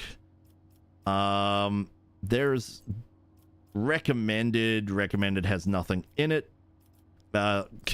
Characteristic. Oh, and you can respec in this game. So if we ever did need to really use him properly, we do have that ability. Thick skin was taken. What else have we got? Something that can just make him tanky. Tanky is what we're after here. Field medic, disarm, hardened scars while under the endure effect. Destined. Huh. Increases by 5 at the start of every round of combat except the first. So they basically just get tankier as the rounds go on. That's kind of useful. Daring Breach. I prefer Argenta, I really do. I used to use Heinrichs, but Cabela is just hilarious. And I want to continue making use of her because, again, she's hilarious. If the warrior has not attacked this turn, they gain 20 armor. So we can hold the line. Can't take toughness anymore, so we can either take weapon skill or willpower. Probably willpower. Shield of the Emperor. Oh, the Emperor! We could give him some other powers. Enfeeble might actually be useful. Reducing enemies' abilities can be helpful. Divination gives him an entirely different section of abilities, but it doesn't initially. We would take it, and then we would have to wait. Not necessarily a bad thing, but right here, right now, we would need Psycho Majoris and Invigorate or Enfeeble. We have Invigorate. Enfeeble could be useful, but it is a huge radius. It doesn't weaken them by much. Can it get better? No. No. It does not change a whole lot. Maybe I'll send him in the direction of either divination or telepathy then. Divination could be useful. Or telepathy. Being able to puppeteer their thoughts and actions would be fun. I don't remember what we ourselves have, but I'm just going to take things. Mostly because I kind of want to move on. We've been stuck in this section for months because I haven't been playing. I got distracted by a whole lot of different things. It happens.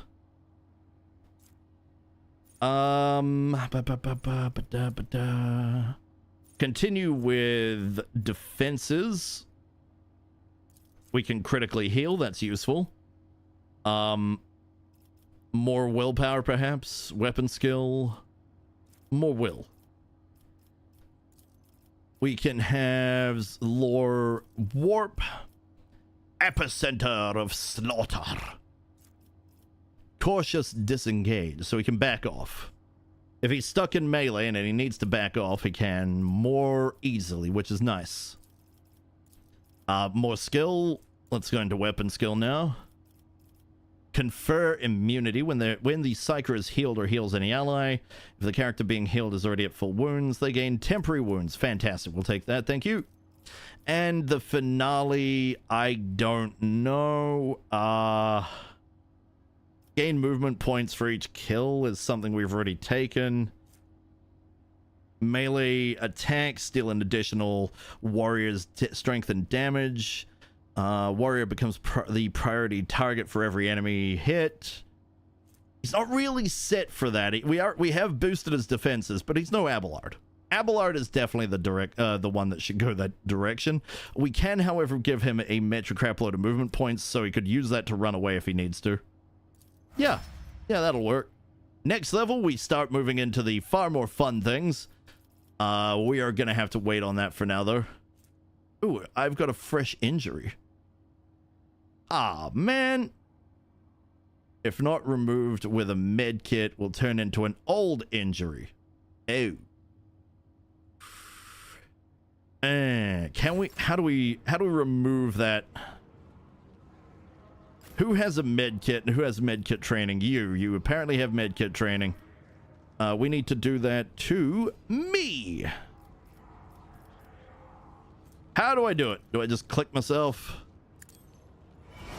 There we go. We got rid of the wound. Valhalla! How you doing? Evil. Evil, exactly. Alright, so we are dressed as cultist scum. When are you goody Bodies goody of fools careless going to cultists have been understand? thoroughly fried. I am completely and utterly evil. I live to be bad. You live to be bad. You're correct. How you doing? What have you been up to, man? Is that it? Is that the thing we need? I mean, I could fight through all of this easily. Wait, where is he? Where'd he go? Where's the dude? What have they done? What have they done? Oh, we are getting them. Don't you worry. A heavy crown of golden neural augmentics rests upon the servitor's head. The crown is bent and broken from ruthless gun-butt blows. The pale body is covered in blasphemous inscriptions carved into the withered flesh. I identify this acolyte as a distribution servitor. I am registering upon it traces of sacrilegious violation of the right of operation. The probability of the responsiveness it to commands is below average. You're just stream surfing? Well, welcome. How you doing? Evil Bill, welcome. How you doing, man? It's good to see you. By the way, Bill, I have modified the BattleTech save to give you your profile picture that you sent. I can't do backstories though, because the save editor doesn't let us modify those. So I'll just have to read what people send me, for to probably the first time on stream. After that, we won't worry about it too much. Take it, bitch! What? Gitta Boris, how you doing, man? It's good to see you. Hydration! All right.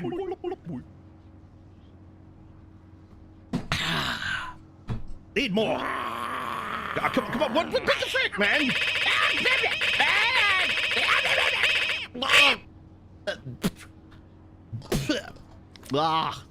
Cat hair. I have to deal with enough cat hair for my long hair. Why are you gonna throw more at me? I am going to coerce the servitor to command to serve me.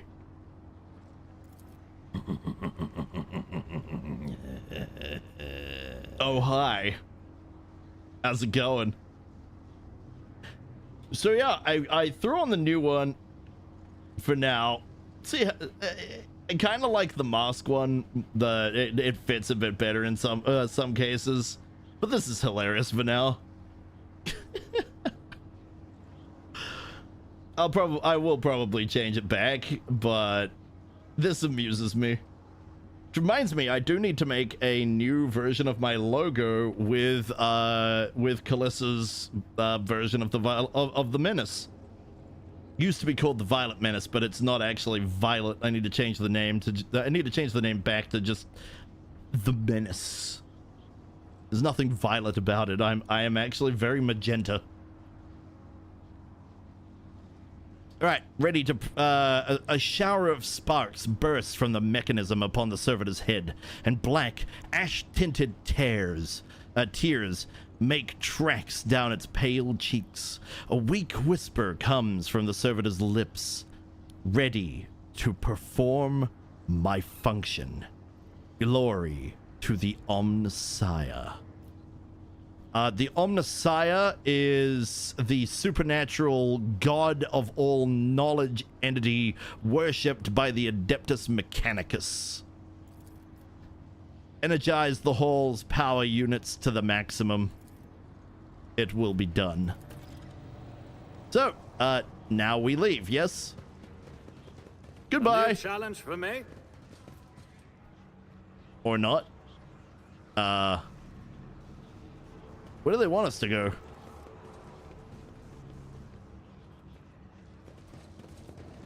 We've had it do the thing. These are all gonna go zappy zap in a moment. I don't want to be zappy zapped, but... Oh, here we go. A grim-looking heretic walks up to you resolutely, blocking your path. As he studies your disguise with suspicion, you note that his left eye has 2 conjoined irises, while his right eye has 4. Whoa. I don't know you. Who are you? And why haven't I met you before? Think on my feet. You do not know me, but the probability of you knowing every member of our fellowship is statistically negligible. If we analyze and derive an objective probability value, or lore warp, smile mysteriously. Perhaps the master has blinded your eyes to trifles, so that you may behold what is true. Coercion. I don't know you either, you know. What's with all the questions? Are you the governor's spy? Persuasion. I'm new. Was sent here to slaughter unbelievers and have only just finished. I'm gonna go lore warp. Smile mysteriously. It was successful. Who could have guessed that a 100% chance would be successful? So it doesn't cover and the Violet Menace gets a red nose. Wait, what? Oh yeah, no, I'll mess around with that. Good point, thank you. I'm just gonna quickly turn the AC on because I'm beginning to sweat profusely, and that's unpleasant.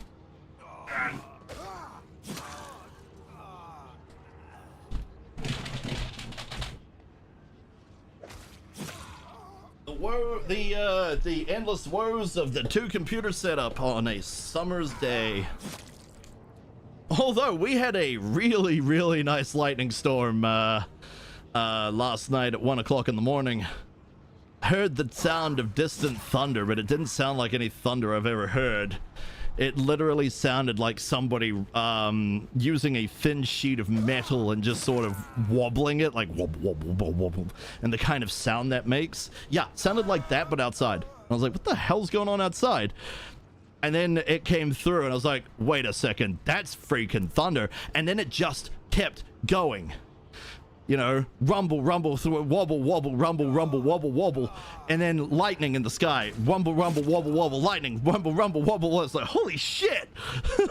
It didn't stop. There was no pause. It just kept going. Flash, rumble, flash, rumble, flash, rumble. It's like, oh, this is beautiful. I had my brother knock on the door and be like, are you seeing this? Is like, yes, you're distracting me from it. But no, I said to him, like, I've never heard thunder like that. You know, it's always more like, when we get thunder here, it sounds more like artillery going off. Not the sound of sheet metal being wobbled. That was really strange. Was cool though. Your reply, imbued with mystical significance, was evidently to the cultist's liking. He smiles haughtily and says, may our master blind you too, brother. Okay.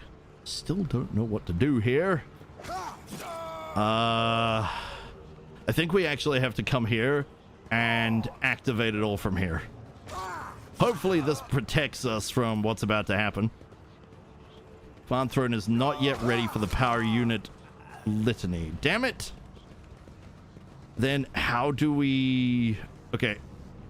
I'm gonna have a look around with tab because that'll show us things. Oh, now he appears! Okay. I don't know what to do other than just run back outside. Was there something that we could activate out here? Okay, I'm gonna sit most people here. I'm gonna have Abelard come with me. Was there something back that we could do? I'm a bit lost.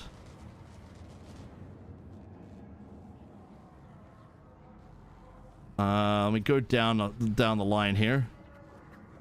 I'm a bit lost as what we need to do. Energize the hall's power units to maximum. It will be done. Uh-huh. Now what? No, because there wasn't anything. Was there anything? Ooh, wait, there might have been. You go back, any Pascal. Pascal, come with me. Wait for the zappy zaps.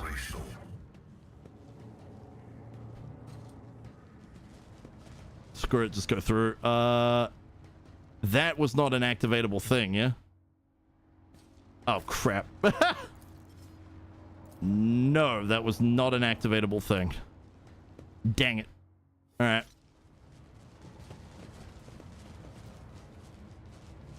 Go, go, go, go! Go, go, go, go! Stand in my way.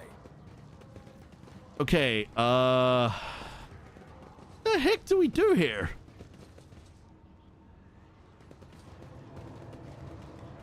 There's a crap load of cultists I'd actually happily fight, but we're trying to not let them kill that one guy. The shadows reveal their secrets. Oh. However, get it. Yeah. We like loot around here. Motor force seals the field seals the passage, threatening to incinerate pretty much anybody. What? Aha! Found it. Okay. How did we not see that the first way round? It doesn't matter. The altar is adorned with gilded skulls. Threads of metal that used to be electus are fused onto the bone. Once majestic, the altar has now been desecrated with blasphemous images of blue-green suns. Some of its levers and buttons have been pried from their sockets, but the mechanism still glorifies the Omnissiah with its operation. I identify this as the safety system control altar. For our diversion to succeed, this blessed machine must be executed, and may its spirit forgive us. Okay. We're going to cause the altar to overload. Hopefully it doesn't kill us in the process. Gods, please don't kill us in the process. Pascal offers a short binaric prayer, then enters command after command to set up a trap for the machine's spirit inhabiting the altar. The code born out of the tech priest's tinkering causes the spirit to flutter confusedly in a snare of impossible commands. Heat up the altar's circuit boards and perish forever in the showers of sparks that burst forth from the melting wires. May we be granted the Omnissiah's forgiveness for this act. I am registering a general shutdown of the security system. It won't matter soon, don't you worry. Okay, now can we run away? Is this the part where we run away? That would be a no. Okay. Victory awaits. What do we do now? No. And that thing is currently going zug zug. Ooh, yum yums. We do like some yum yums. Gibloot. Yoink. Okay. I think this might be the point where we go turn on the chair. Unless there's more loot that I'm missing. Yes. We do like loot around here. Most of this stuff is junk, by the way. It's used as sort of trade refuse to get more stuff. Kind of just ups our overall value. Okay, now can we activate it? Yeah. A tech priest's corpse, his throat slit, sits upon a splendid command throne laced with finely wrought motive force paths. A contorted expression of righteous anger is frozen on his face. A black blindfold covers his eyes. This is the Lumenodeacon's command throne. This is where the power unit activation and shutdown litanies are recited from. The blessed Lumenodeacon himself has the honor of closing the circuit the motive force flows through. I'm gonna do it myself. Toughness 90. This is stupid. I am about to be greatly honored or else thoroughly jarred. Maybe both.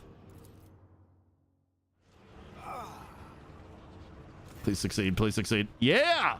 As soon as you lay your hands on the command throne's panels, a painful sting of electricity numbs your senses for an instant. Your fingers cramp and your vision grows dim. Pain is visible in the tech priest's eyes as he looks upon the sacrilege. Forgive us, Omnissiah, for such a gross violation of the right of operation. Repeat the litany after me and activate the command runes I point to. Pascal's Vox starts reciting the sacred words, gloomily and hoarsely.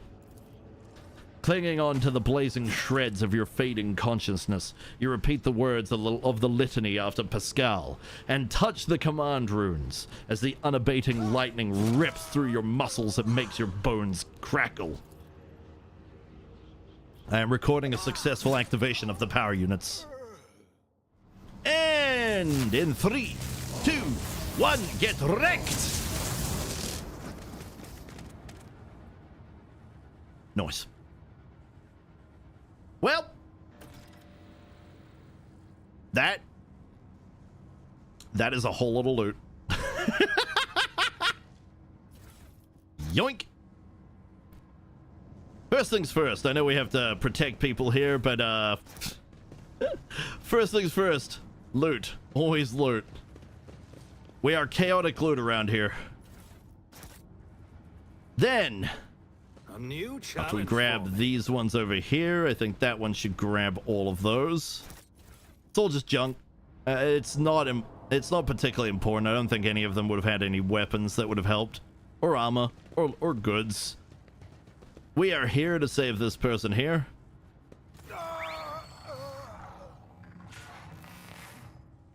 In the cycles of the foreordained, there lurks a floor of worship. The tech priest's body convulses. Pained, plaintive creaks of binaric prayers come from his vox. As moments pass, the signal becomes less and less clear, as if something twisted and wrong were being added to it. Pascal studies the tech priest's face carefully. His vox system moans in a tragic vibrato. Subject unidentified. This is not the blessed Amarnat. Amarnat. Stranger, I request your name. How do you know my mentor's motto? Who are you, servant of the Omnissiah? The fire of the hearth sent forth sparks. The name of this spark is Abel Hanuman. The tech priest looks over at Pascal. For a brief moment, his speech becomes clear. The echo of my call has reached you. Good. The iteration is at its end. The design is fulfilled. What designed? Why are you calling yourself by my name? Was it you who summoned me to Reichad Minoris? What for? I categorically demand an answer.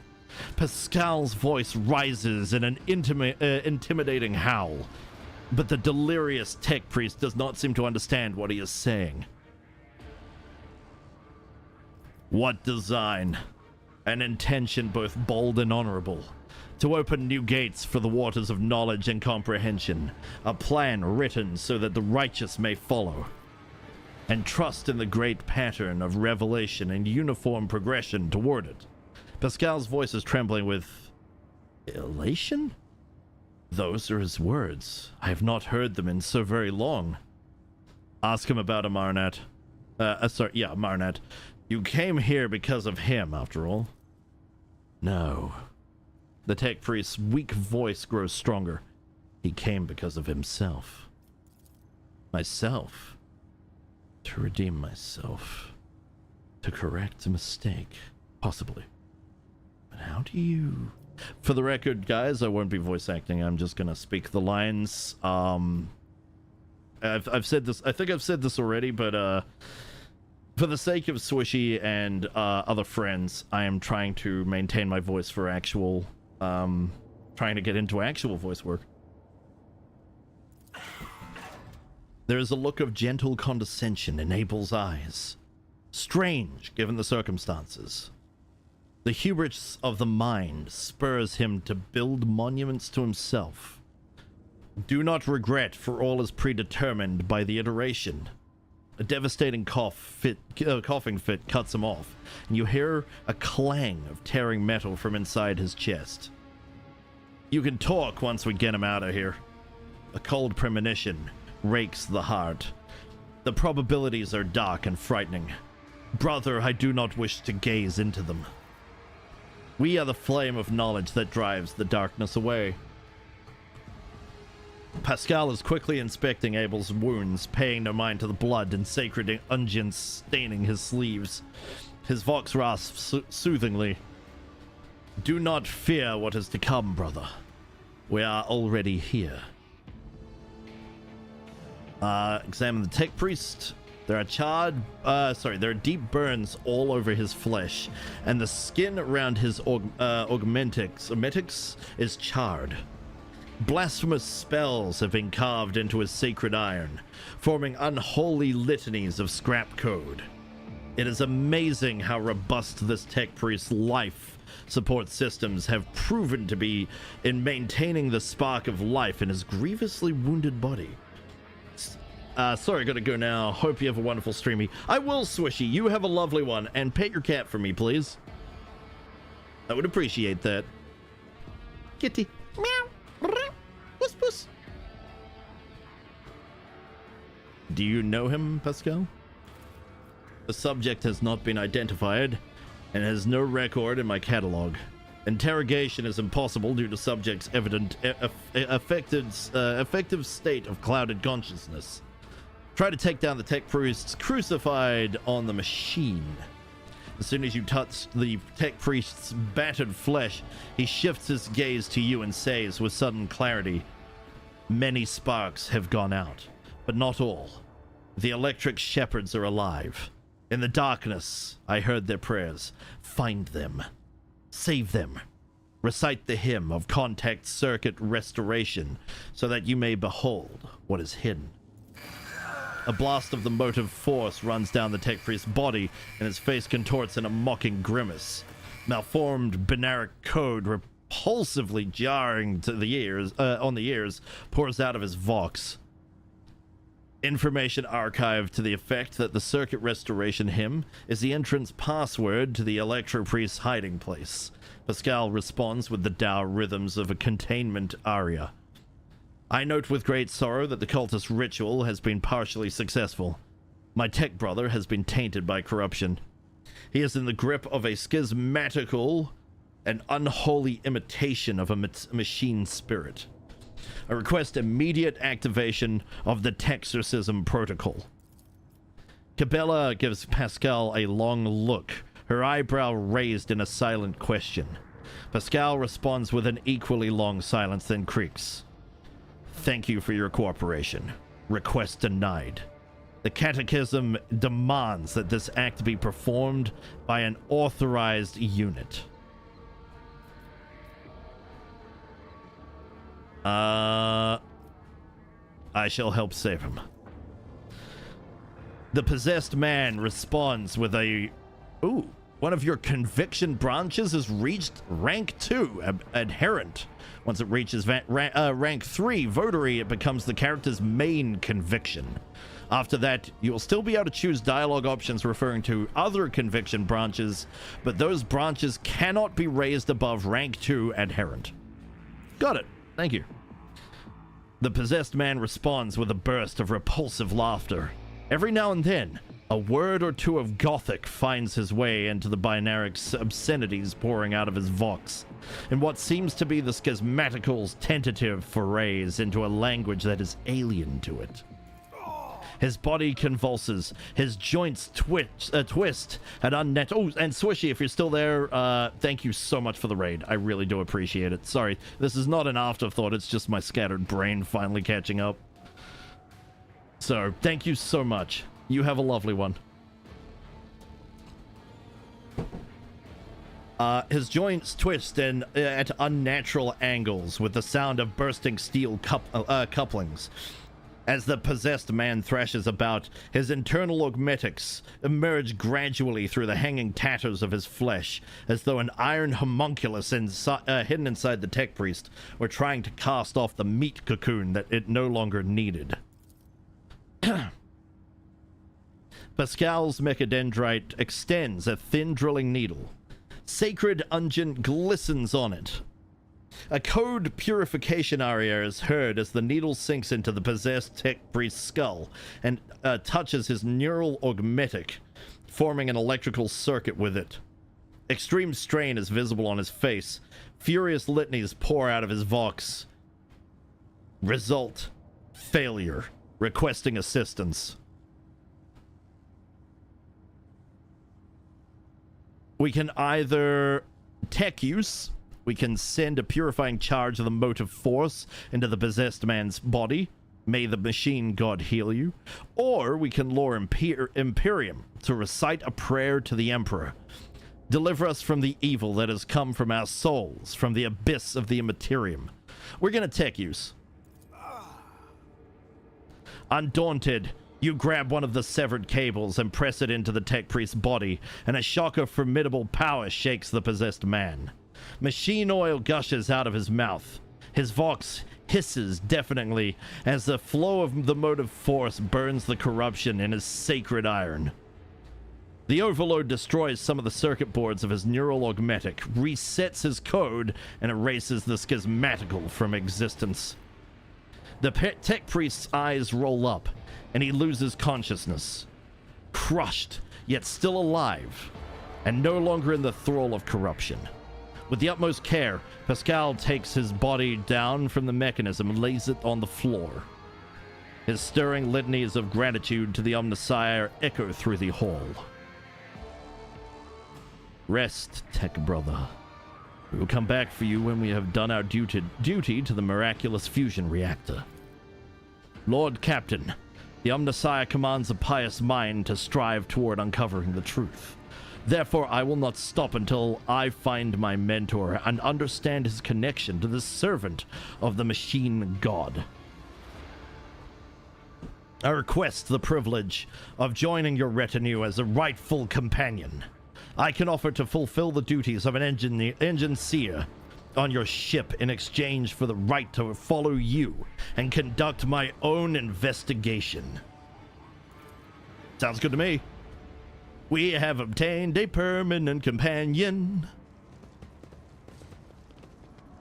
Right, let's go. I think that was everything. Mistress Cabela, just be sure. You move with the utmost confidence in unfamiliar places. And yet, until now, you have spent your entire life on a void ship. This place is almost like the plasma drive chambers on the flagship. The deadly we went into the flashes of depths, by the way. That was fun. The smell of scorched flesh and threads that must be severed. Threads, by the way, being the threads of life. She is part of a death cult. The Cult of Blood, if I remember correctly. I believe I'm correct on that one. I could be wrong. Right, where the hell are we going? It's about time. Where in the heck? Ah, here. The circular cogitator. The Electropriest's hiding place must be nearby. Yep, right behind us. Right here. But first... pretty sure it's right here. I could be wrong. The circular cogitator. The machine alter accepts the contact circuit restoration hymn and opens. Him with a deferential whir. Went a little fast for us to read there. Hold up, what's that? Fatigued and... I still have a fresh injury? Didn't I deal with that? I could have swore I dealt with that. Cabela, I need you to... restore me of this. And... fatigued. Is that something we can get rid of? We're at the end of combat. If gained outside of combat, visit the void ship to remove. Oh, okay. He'll be fine once we go home. Which, let's quickly get a save up here before I forget, or we'll have to do all of that all over again. And I'm not. Look, I don't want to do it all over again. A shortish, muscular man wearing the scarlet covers of the priesthood of Mars steps into your path. Yo, Skull's Hearth, aka Az. How you doing, Az? What do? You have a wound from when the guy sat on the electrical chair and took 10 points of damage. Ah, that'd be about right. We doing adjacent things tonight, it seems. Adjacent things? What do you mean? Are you playing this as well? A shortish, muscular man wearing the scarlet colors, blah, blah, blah. The wrinkles on his cheeks and forehead point to his propensity for frequent outbursts of fierce anger. But right now, he is showing no signs of aggression. Glowing blue patterns of electric tattoos, or electus, show through his oddly bluish tinted skin. We have played this before, but we only, we're continuing. So the first time I ever played this, I got to the section after, in the intermission between 1 and 2, that station, but I got distracted and ended up playing other things. And this time what happened was I got to hear the reactor, but I was extremely tired and just kept making a lot of mistakes getting my people killed. And I decided not to continue at the time, and then I just sort of forgot to come back. So I thought about it recently. I was like, you know what? This is an option. And I did a poll, and people wanted Rogue Trader to come back, so Rogue Trader's back. I'm doing session prep on stream tonight for the Rogue Trader tabletop RPG. So not exactly the same, but definitely adjacent. I still wanted to be part of that, but I realized that because your stream will probably be at the same time as my stream, if not soon. It's soon, right? Maybe would I be able to join right after stream? I wouldn't even have. I'd be able to rest my voice because I could be a bit quiet and then play maybe a quieter character. But yeah, if you ever have somebody drop, man, I'm in with a psyker. You are getting a psyker whether you like it or not. I don't care how the psyker functions. You're getting a psyker. If that ever, if it happens, if somebody drops, which I doubt somebody will drop. Sad times, but I doubt somebody will drop. Who doesn't love playing 40k things? I mean, if I end up with an open seat, worst case scenario is you can stream it and we can just do stream together if you have enough voice for both. Oh, that's something, eh? Oh, someone will drop at some point. Yeah, in like a year. I'm still open. I'm still open for it, though. Over the years, they run, you lose people. Yeah. Yeah. If only it could be the next day. That would be perfect. Oh, well, Sylvie.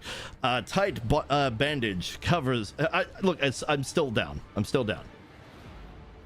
A tight bandage covers the man's eyes, yet he turns his face straight toward you with no hesitation. He has a sharp, screeching voice, not unlike a bird's cawing. May the charge of the Omnissiah's mercy persist in the hands of the faithful. Also, one of the beauties of somebody dropping out eventually is I get to play a higher level character, or higher XP character, more to the point. So, that'll be more fun. Because then I get to do shenanigans, and that's always fun. Which reminds me, do you have does the system run something like the Hollywood system where you can spend points to do, extra level shenanigans? There's nothing quite like reaching into someone's, phasing your hand through someone's chest and ripping out their heart. Because that is something I did in Dark Heresy. There were 3 major things that my psyker did in Dark Heresy. The first one was when we were in a drop pod heading down to the planet to conduct our investigation. We were being fired upon by our own forces because that's just how the Imperium do. You drop people and then you continue firing upon the enemy below, and if the drop pods of your soldiers get hit, well, I mean, they shouldn't have been in the way. Ours got hit, and I held it together with pure psychic force. I'm not talking about how psychic powers work, because Dark Heresy, you definitely couldn't do that normally with a psyker. I spent special points that the DM gave us. I spent a special point. I made a lot of dice rolls, okay? A lot of dice rolls to do the things that I was doing, and I was being very successful with them, much to the DM's chagrin. So the pod was supposed to crash land, pretty much ripped apart. Yeah, fate points, but he let us use fate points in special ways, if we could justify it in the moment. I was a psyker, so this first one, I literally held a drop pod that was structurally unsound after being hit by by weapons fire from the ships above, and I kept it structurally sound enough that when we as we hit the ground, like, they hit the ground safely, and then I basically managed to psychically not bounce, but I reduced the force of my impact enough that I got up and was scathed, but otherwise I got to my feet. The second thing that happened was when we were against someone who was so invigorated by their faith of the Emperor, they became they did that whole strength of the Emperor mutant thing where they got massive. They thought we were the bad guys, but we weren't. But he wouldn't calm down.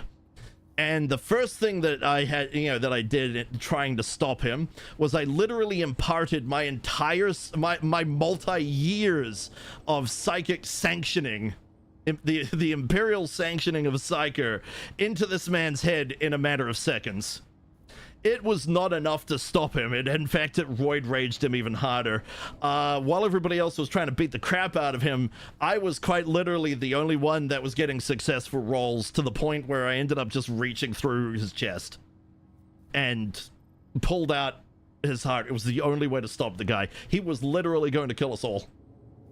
We did actually, we inadvertently killed a very strong support, a strong, member of the Emperor's faithful. So that was a thing. I have not run the system since I was like 18. Fair. By the time I have a spare, so definitely possible that will be comfortable enough with the system to allow stuff like that. Hell yeah, let's go. I will come in and do stupid things. I also made the warp go bananas quite a few times because my rolls for that were terrible. Humans are so weird. I don't know what psychers are, but Warhammer is here. In Warhammer 40k, psychers are people that basically have a connection to the immaterium, to the warp. They can reach into the warp and do things. They're basically sorcerers. They have psychic powers. Powers that, if left unchecked and used just as you please, can literally destroy entire entire planets. A tight bandage covers the man's eyes, yet he turns his face straight toward you with no hesitation. He has a sharp screeching voice, not unlike a bird's cawing. May the charge of the Omnissiah's mercy persist in the hands of the faithful. May the motive force persist in their batteries, responds Pascal. I will...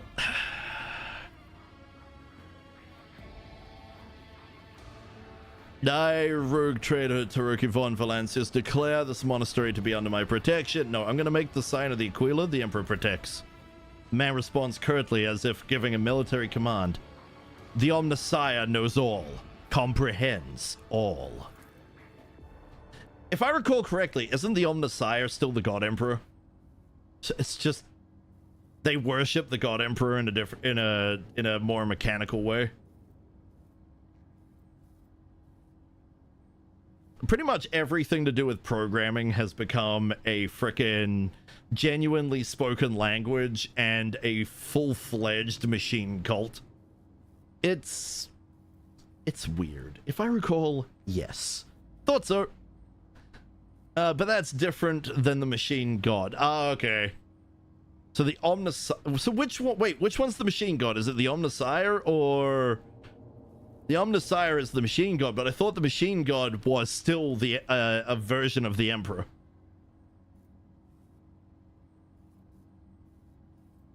Or is the machine god... the Emperor is the Omnisire who is like machine god Jesus, and the Emperor is the Omnisire. What the 40k lore, everybody. The hallowed electrodynamic cenobium receives you, pilgrim. I am Dar Impulse the Sixth, a servant of the motive force and the praetor electroid of this sacred monastery.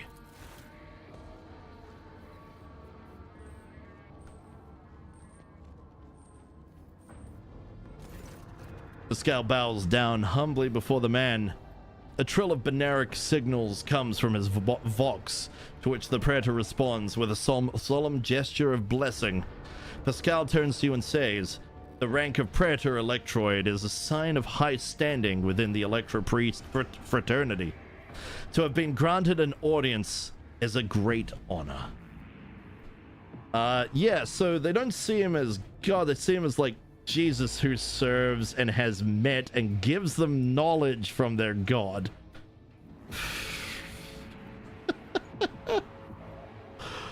40k lore. Somebody was definitely taking something at the sorry, not just somebody. People were definitely taking something very, very spicy when they were writing the lore for this stuff. The praetor electroid looks at Cabela and gives a dignified nod. You have brought an assassin. Good. She will find much work here. Are you ready for new toils, blessed slayer? Always. Can it be any other way? You have the honor of hosting the rogue trader of House von Valancius. I urge you to follow proper etiquette when interacting with the eminent bearer of the sacred warrant. Within these walls, worldly titles are nothing before the motive force. Your deeds, however, speak far louder than titles, for your path here is sprayed with the blood of desecrators. I have a few questions about this place and the people in it. Truth is like light, and blocking its path is criminal. The praetor electroid nods majestically. Who are you? The hard-working servants and dwellers of this cenobium, electro-priests of the Adeptus Mechanicus.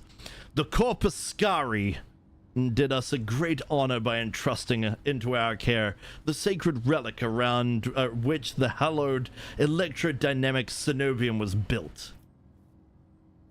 What precisely do you believe in? We have devoted ourselves to the worship of that aspect of the machine god, which is known as the motive force, electricity. It is the blessed divine spark that creates impetus in the universe. The Omnisire, in his mercy, gave the world the gift of the motive force, and we follow its impulses in order to increase it, bring it to lay people, and protect it from unholy hands. The relic that this monastery protects provides the entire planet of Reichhead Minoris with a blessed motive force, and we, unworthy though we are glad to serve the ancient machine that dwells in this place. Tell me more about your relic. It would be pointless to describe the miraculous fusion reactor. Only through beholding its ferocious power can one comprehend its blessed essence and fear the might of the Omnisire. Its core was found 4,000 years ago and delivered to Reichhead Minoris by the holy warrior of faith, Lok Impulse I, during one of his campaigns. Its sacred spark has not gone out for an instant, and the walls and power units of this cenobium have been erected around the relic in order to protect it from ignorant lay people, as well as protect them from its formidable might. Pascal keeps his solemn silence, but the quick clicking of his mechadendrite's claw betrays his excitement at being so close to the sacred archaeotech. You are not like other members of the Adeptus Mechanicus I have met. Our faith imposes a duty of obedience on us. Every electropriest is given numerous elictus that combine in a blessed Voltageist circuit, allowing feeble flesh to withstand the might of the motive force. That is why our skin glows with its light, and our eyes boil and melt when we are ordained. The Omnissiah's tears is what we call this phenomenon. This dying away of unworthy flesh. As we shun the layperson's primitive means of looking at the world, we gain the ability to sense the motive force around us with our entire bodies. So basically what happens is when they're ordained, they take such a massive electroshock to their systems by the giant power packs they're wearing on their backs that their eyes quite literally fizzle. And the tears of the goop in their eyes literally comes down as tears, and then their eyes are gone. And instead of seeing like we do, they see the world as energy. They think of it kind of like take out all of the random code. Think of it like I'm gonna go with think of it like the Matrix, where Neo can see the world as it actually is. It's like that, except electricity. So this reactor would be gorgeous. This would be like looking down upon the machine city. Actually, no, he does see the electricity at that point. So yeah, like that, like the Matrix 3. I understand everything. No, I don't. I am pleased to be the conductor of truth. Why are you calling me a pilgrim?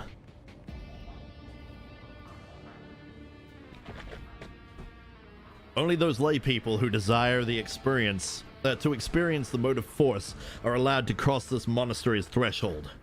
All others are profaners and criminals. You do not belong to the fraternity of electropriests, but your intentions are good. If you were not seeking the Omnissiah's wisdom, then it was the motive force itself that brought you here to find it. What happened here, and how did you manage to survive? When the heretics descended in droves upon this cenobium, we gave battle.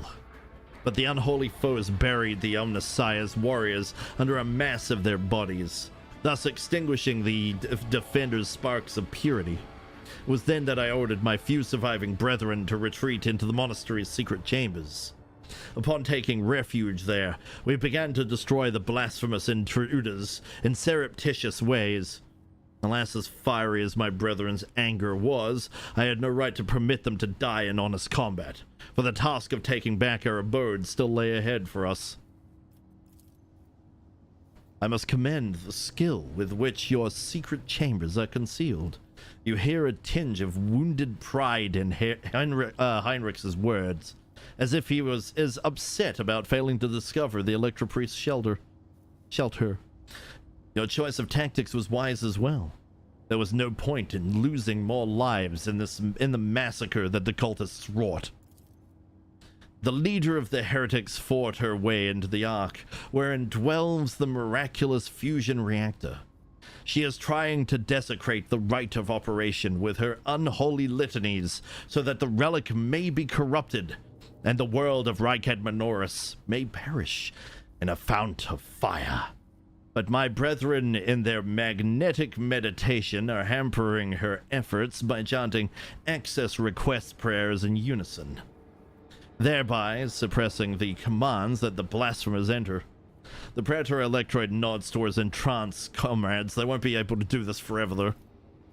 This holy place will be protected against sacrilegious practices, I swear it. In the monastery, I was attacked by people who looked like electro-priests. That is a lamentable mistake. We knew of no help that was on its way. We're not expecting to encounter any allies in the monastery's chambers. But I see you are alive, and I mourn the senseless deaths of my brethren. I wonder if you would be so touchingly mourned, would have so touchingly mourned the Lord Captain's death, or if such sentiments would have only been awoken by the sound of our void ship delivering a punitive strike from orbit. We have that ability, by the way. Our ship could quite literally glass an area. My enforcers and the governor's guards can help you reclaim the monastery. You made the right decision when you chose to avoid combat and save yourselves. A true person of faith would never have hidden and let the enemy take over their temple. Nope. I was under no misconception that anything resembling a fighting spirit could be expected from humble priests. Nope. You made the right decision. Thank you, Pilgrim. It was not easy watching unholy intruders stampede through the chambers of my temple. We all envied our brethren who had fallen before that sacrilege began. I wish to get to the holy reactor.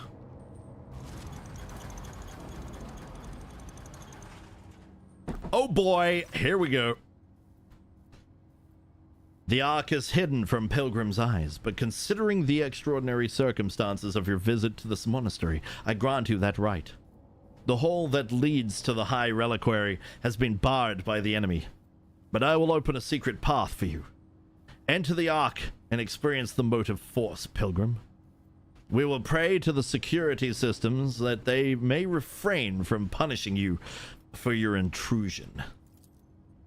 Yes, it would be very nice if you turned the security systems away from us. Thank you. May the charge of the Omnissiah's grace persist in the batteries of the faithful. All right. I won't tolerate. By the way, we had no choice but to bring Heinrichs. He's part of this quest. Normally, I'd be bringing Sister Argenta, but between Cabela, Cassia, neither of these two I'm giving up. Myself, which I am full support, I'm not giving myself up. Abelard and Pascal, who do the melee, I couldn't give up any of these. The only one I could really give up was my ranged character because Cassia does just fine at that. Abelard, Cabela have ways of getting up to the foes, and Pascal is an absolute beast if he manages to get anything AoE. So, also he can help with some support as well.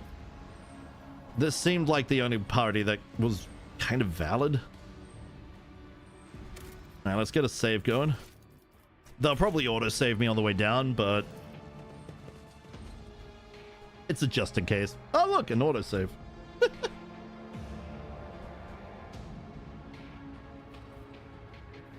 Alright, any loot? That is a door we cannot access. Any loot? No loot. Very good. Okay.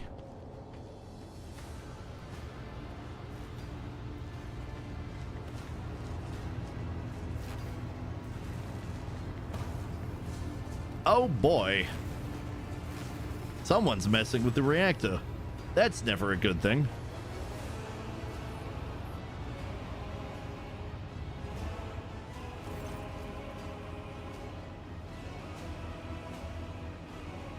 The face of the woman who stands before you is hidden behind a grotesque barred mask. Yet the voice pouring out beneath it belongs to someone else.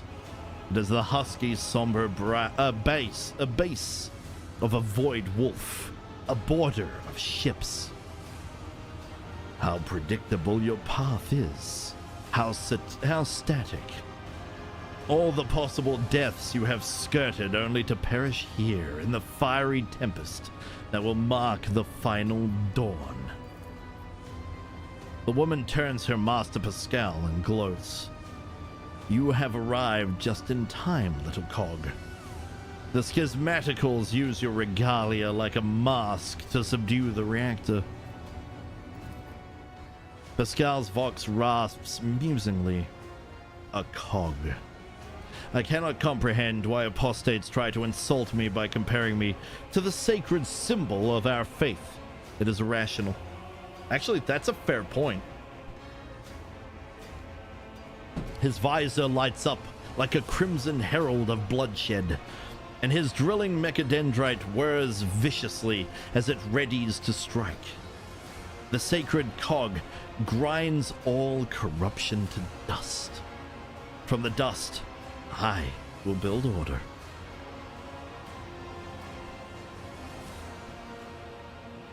Silence, heretic. Your crazed preaching will not touch my mind. Do you cling to your blindness so desperately? Do you think it will protect you from the blinding radiance of the truth? The woman's voice breaks and shifts to a different pitch and timbre. A martyr's voice, young, fervent, and in pain. Time has all but run out. I can hear the fist of the future knocking on the door of the present. Choose quickly what you want to be when it walks in. A blind slave to what is gone. A faithful servant of what is to come. Or a corpse. I would take some time to wrest from you the details of the future that the cult prophesizes. Hopefully, when we're done, what's left of you will be still be capable of coherent speech. Ah. Cassia squints and looks away. Yellows, reds, violets, oranges, blues. Wild colors that scorch the eyes.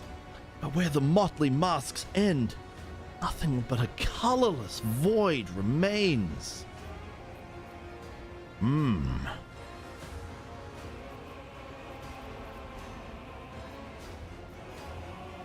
Your people wanted my head. Why? Brother Twilight, known to you as Kunrad, marked you as a target. Your foiling of his plan sealed your death warrant.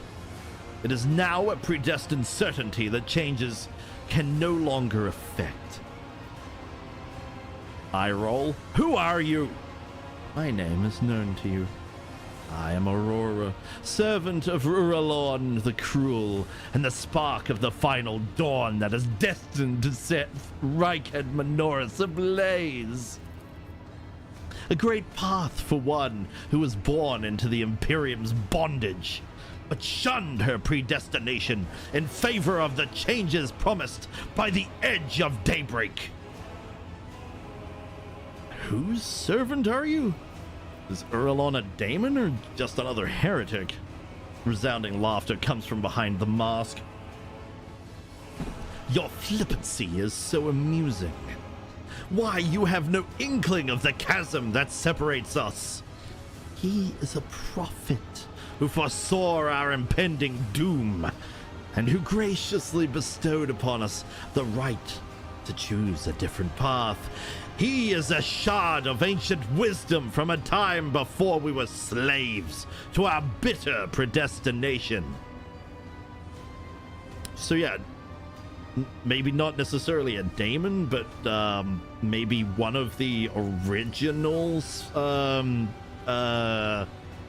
It's not just Space Marines. It was, what are their names?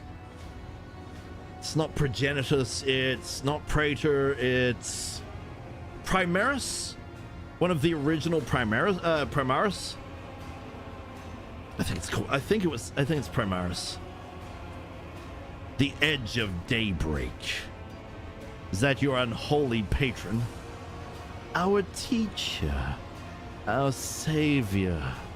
A merciful God born in the Immaterium out of the woes of those laboring under a legacy of ignorance and servitude. Oh, cool! So it is one of the ruinous powers. Which one? Nurgle? Can't be Nurgle. They're blinding themselves. Tzeentch? I'm gonna go with Tzeentch. I don't think it's Khorne. They're not really going full-scale war. Well, I mean, they're kind of going war, and they're fighting. But considering that blinding themselves and trying to change everything seems to be the best way to, the best thing here. It's not Slaanesh, or this would just be a full-fledged freaking not safe for work cult. Slaanesh is very not safe for work. Which is why Slaanesh tends not to be in media. Ah, okay. You cannot see the woman's face behind her mask, but judging by her tone of malicious triumph, you could swear she's smiling. And he remembers you, Tyroki von Valancius.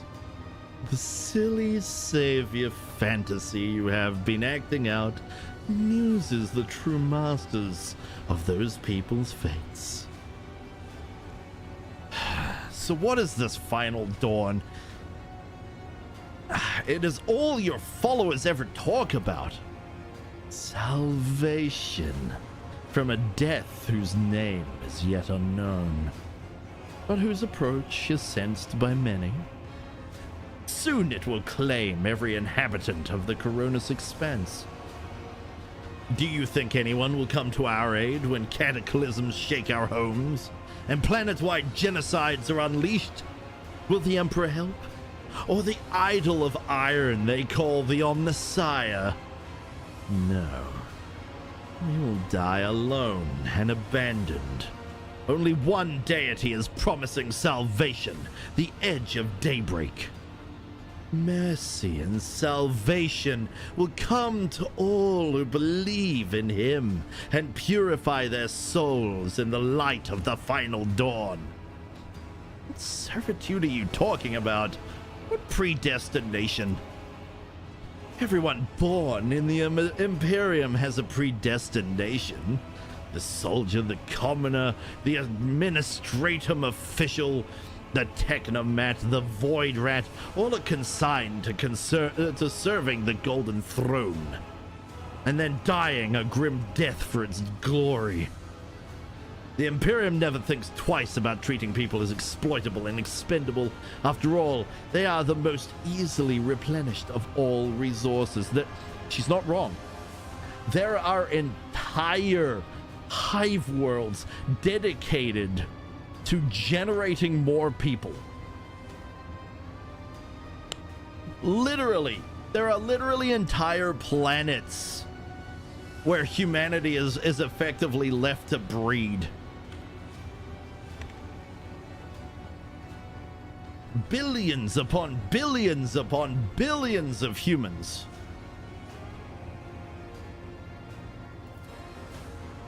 And we have world after world after world. Multiple hive worlds, multiple other worlds that generate people. Like, humanity itself is a resource in this universe. Anyway, back to it. Even your path is predestined, rogue trader. You will inevitably perish on your quest to expand humanity's domain, and your end will be particularly grim and ghastly. The fruits of your efforts will be enjoyed by others, the eternal aristocrats who dwell on Mars, Terra, and other safe worlds. They insist that it is the natural order of things, but that is a lie. It is an order that benefits them. Okay, but why are you blinding people? Do you think they're blind? They see far more than you do. Through reflections in mirrors, blessed by the energies of the Immaterium, the edge of daybreak reveals to them visions of true existence and gives them glimpses of what is to come. The eyes lie. Our erstwhile masters have taught them to see only what is consistent with the lies they tell. The gift we give is that of true sight. The woman takes a glass prism out of the folds of her clothes and looks at you through it with a mocking chuckle. The prism's bluish-pink sheen imprints itself on your retinas as though it has been burned into them.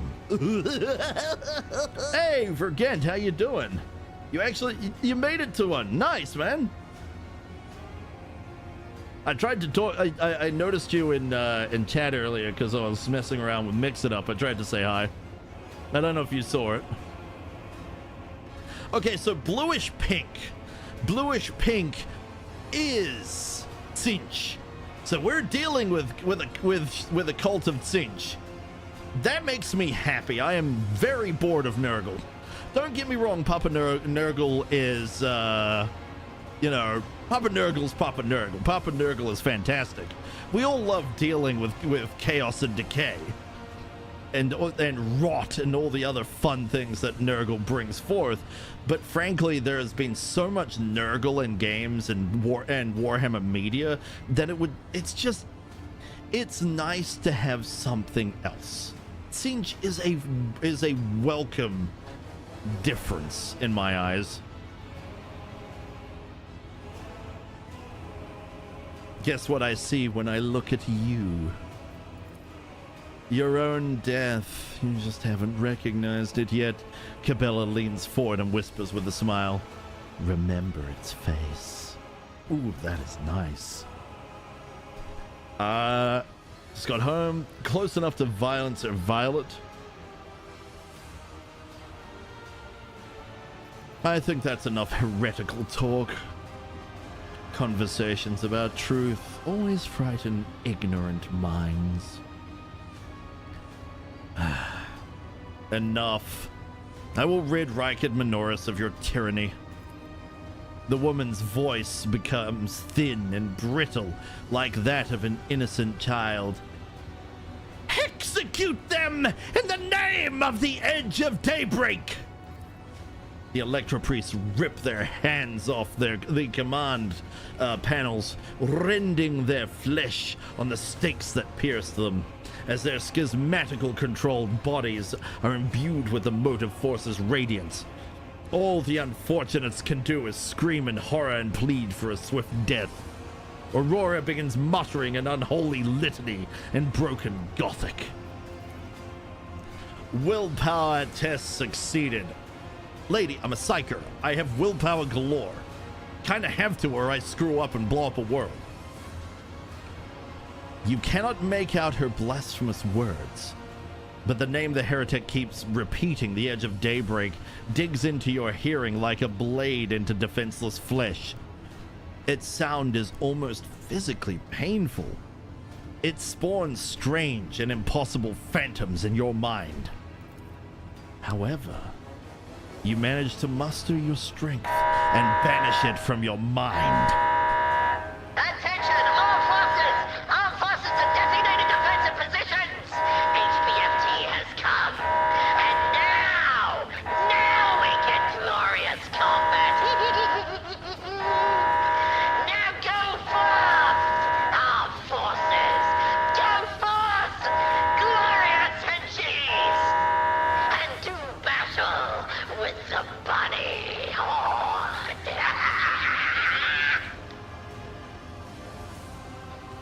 The bunny legion. The bunny armada. Ooh. You know, that would be a good one. The bunny armada. HB, you might want to get on to that one. The bunny armada. That would be pretty cool, actually. Anyway, welcome to the shenanigantry, everyone. Enjoy your battle, and then enjoy your stay. Thank you, Susie. How's it going, HB? How you doing? Catatonic! Whoa, bursts in like Kool-Aid guy. Oh, yeah! We're about to do glorious battle. In fact, I'm pretty sure this was a boss battle. Kojo Bear, how you doing? It's good to see you all. Now, let me get you a shout out here, good sir. Once again, for those who don't know, HBFT is good people. He is a solid streamer. He plays tactics games and he does them very well. The man genuinely, I don't know if he, would you say it yourself, man? but I'm gonna say it. He knows what he's doing. He does pretty well, and he does actually rampage his way through the various campaigns that he plays. He has played a number of games. Of the ones I've seen, he's played various 40k. He's played BattleTech. He is currently doing Warhammer, Total War Warhammer. Man's plays a lot of good games. And he himself is very entertaining and has a lovely community, honestly. He channels the dead if you saw last Friday's BattleTech. Wait, what? Are you cloning people again?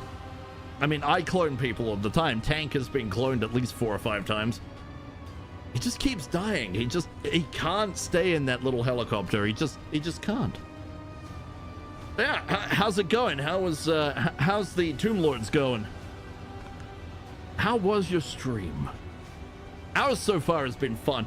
I put a vote. Well, I put a vote to people of what I played because I was having choice paralysis. It was between the original Diablo, the original StarCraft, BattleTech again, or Rogue Trader. This run is actually an older run. We haven't played in months because I just keep getting distracted with so many games I want to play. But this is going to be a regular in polls going forward. So if people want to see more Rogue Trader, all you have to do is vote on my Discord. I am going to figure out how to do... There's a way that Swishy does it where it can be done as a link. And then she can take the results and figure out what, and play whatever is chosen. But yeah, we're not dead, so good so far. That's fair. That's fair. Are you finding this run to be harder than Skaven, or did you find Skaven to be particularly easy, or is the Tomb Lords easy? Like, dwarves definitely looked easy. But then the dwarves have metric craploads of armor, so that makes sense. But yeah, when we originally played this, I was doing voicing for all the characters and all the stuff that was happening and all that stuff. I've moved away from that for the sake of protecting my throat so I can actually try and get auditions for doing actual voice acting. But I am still going to read things in ways that can be fun for me. So, yeah. I'm just not going to put on all the screechy and gruff and all those voices. I'm going to save that for trying to actually voice in, be a voice in video games and stuff. So, yeah, I really want that. Strong in different situations. That makes sense. I mean, all the factions have their pros and cons. But then it's kind of funny because within the factions, so too do all the commanders. They all have pros and cons. And they're all good at something that the faction can do. In fact, if I recall correctly, one of the factions has a witch. And pardon me. In Warhammer, I think it was one of the DLCs for Warhammer 2. So you should have access to it in Warhammer 3. There was a witch, and apparently you can craft spells. So that might be an interesting for you on the next one if you're interested in that sort of thing. It's a very, very it's a different system. And I love how commanders within factions can have entirely different systems of play. I mean, look at the Skaven. You've got that entire system of increasing all of your tech, your machines and whatnot in Clan Scryer, but then you have the other one where you have an entire mutation system. Oh, what? Oh, yeah, no. Hang on. Total War Warhammer, which spellcrafting. What was her name? No, it's not the Beastmen. It's not the Norskins. It's the hag. Who had the hag? Warhammer spellcrafting hag leader. What's her name? It's in Kislev. Okay. Yes, it's in Kislev. It is it is Mother Ostankia. Mother Ostankia. And she's a Kislev hag. Kislev hag. And yeah, they have spellcrafting. Yep, Ostankia. It was introduced in Shadows of Change. So it is a Warhammer 3 one. That's her unique faction mechanic. Yeah, and it looks interesting. I didn't get a chance to really play with it because the people I played with, well, stopped playing again. It happens a lot. They go back to playing and then they stop playing. The trouble is they're not those guys aren't a fan of Warhammer 3. They prefer 2. I didn't know she could do that. Heck yeah! So that could be a 4th playthrough if that's something you're interested in. Alternatively, you could go back to Skaven and enjoy the glorious mutations. Nothing like taking a rat ogre and making it an absolute nightmare. Seriously, you can actually turn your organic troops into effectively nightmares. They're crazy interesting. There's unique mechanics all throughout the place, but yeah, spellcrafting is definitely up there with unique mechanics. All right, we are going to combat. Initiative. Take a knee and bow before me. Okay, we have a lot. We have a lot of enemies. Oh boy. I am genuinely going to miss I'm gonna miss Argenta for this. Oh, her sniping and her Daka would be really good here, and we've been setting up Heinrichs just to tank so I can get through having to use them. You're gonna go to sleep. Have a good day. You have a lovely sleep, Grace. It was great having you here. Thank you very much. I remember the hag being voiced by Baldur's Gate 3's Auntie Ethel's VA2.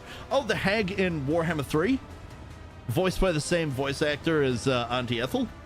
Huh, cool. Turbo Brood Horror with AoE Explosion is where it's at. Oh, and that's another thing. HP, will you be moving into playing the Forces of the Ruinous Powers? The Forces of Chaos. Alright, it's clear the game wants us to split up, and I can see why. We are going to have to kill the Electra Priests, and we need to do it relatively quickly. Otherwise, we are never getting rid of this force field of hers. So, who is going which side? Alright, let's move me here. Pascal can go to this side. Abelard can go to the other. Between Pascal and Heinrichs, they should cover melee. Cassier will cover the pain and suffering. On this side, I will go with these two, Abelard and Cabela. What we lack in range, we very much make up for by the fact that Cabela can literally go from kill to kill to kill to kill to kill. Cabela is basically going to bounce through these people like they're nothing, and it's going to be freaking hilarious. I'm not sure. I don't know much about the other factions other than overarching strokes. Fair. Well, you are literally playing a game with nigh endless replayability. Shitloads of factions. Lots of different lords and different ways to play the same faction. It may not be infinite, but damn if it doesn't make for a really nice change of pace. You know what I mean? Okay, you guys, I'm actually going to send you forth. But I'm going to do something dumb first. Cassie, I'm gonna need you to go, hopefully, first. Oh yes, I'm going to hope you go first. I mean, I could re-aim it. I can re-angle. I can not hit my allies, so this would be fine. And then over on this side, Abelard. Actually, Cabela. I want Cabela in position to go hard. And then Abelard will go here, and I will have to run toward my allies because of how I'd started. Absolutely, yeah. Chaos is such a huge faction. You got the Chaos Undivided faction. There's 6 to 8 lords there. Then there's the Monogod factions, all of which have 2 to 3 legendary lords. Yeah, Chaos Undivided, isn't there one of the isn't the prince capable of running pretty much everything? It's like it's a mix and match commander, because he is purely Chaos Undivided. Move slightly forward. Now let's begin. Cassie, you beautiful individual. I require that you open your third eye and show them the horrors of the warp.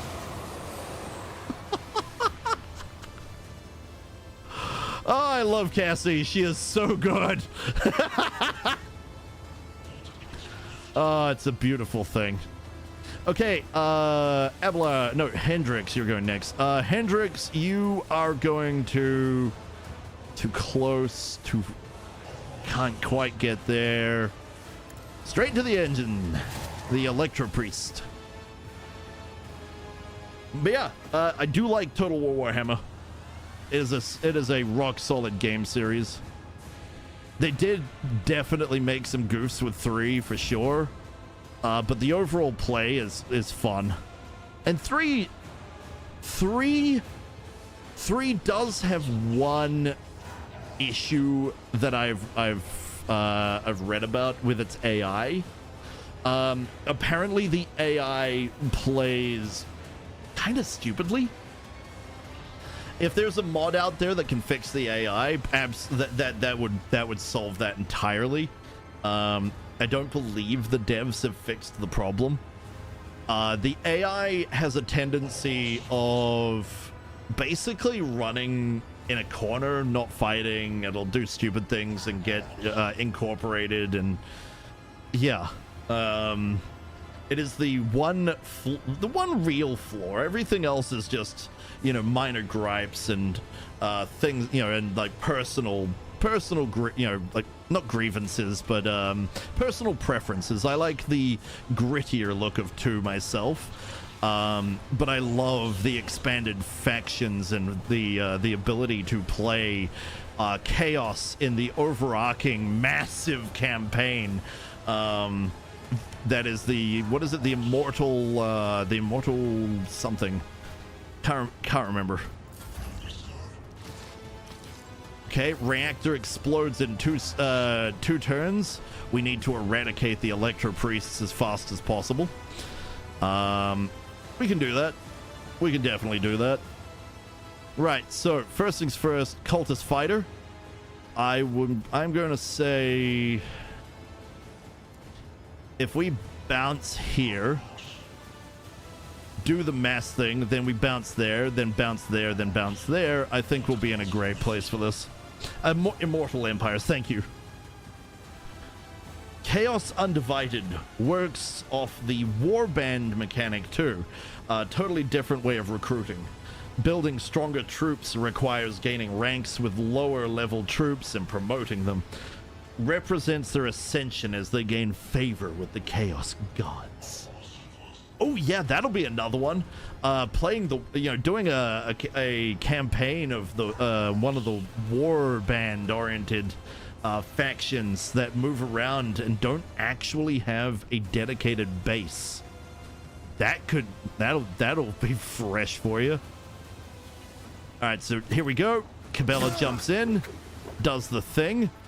Hopefully these 3 slices finish the target. They do.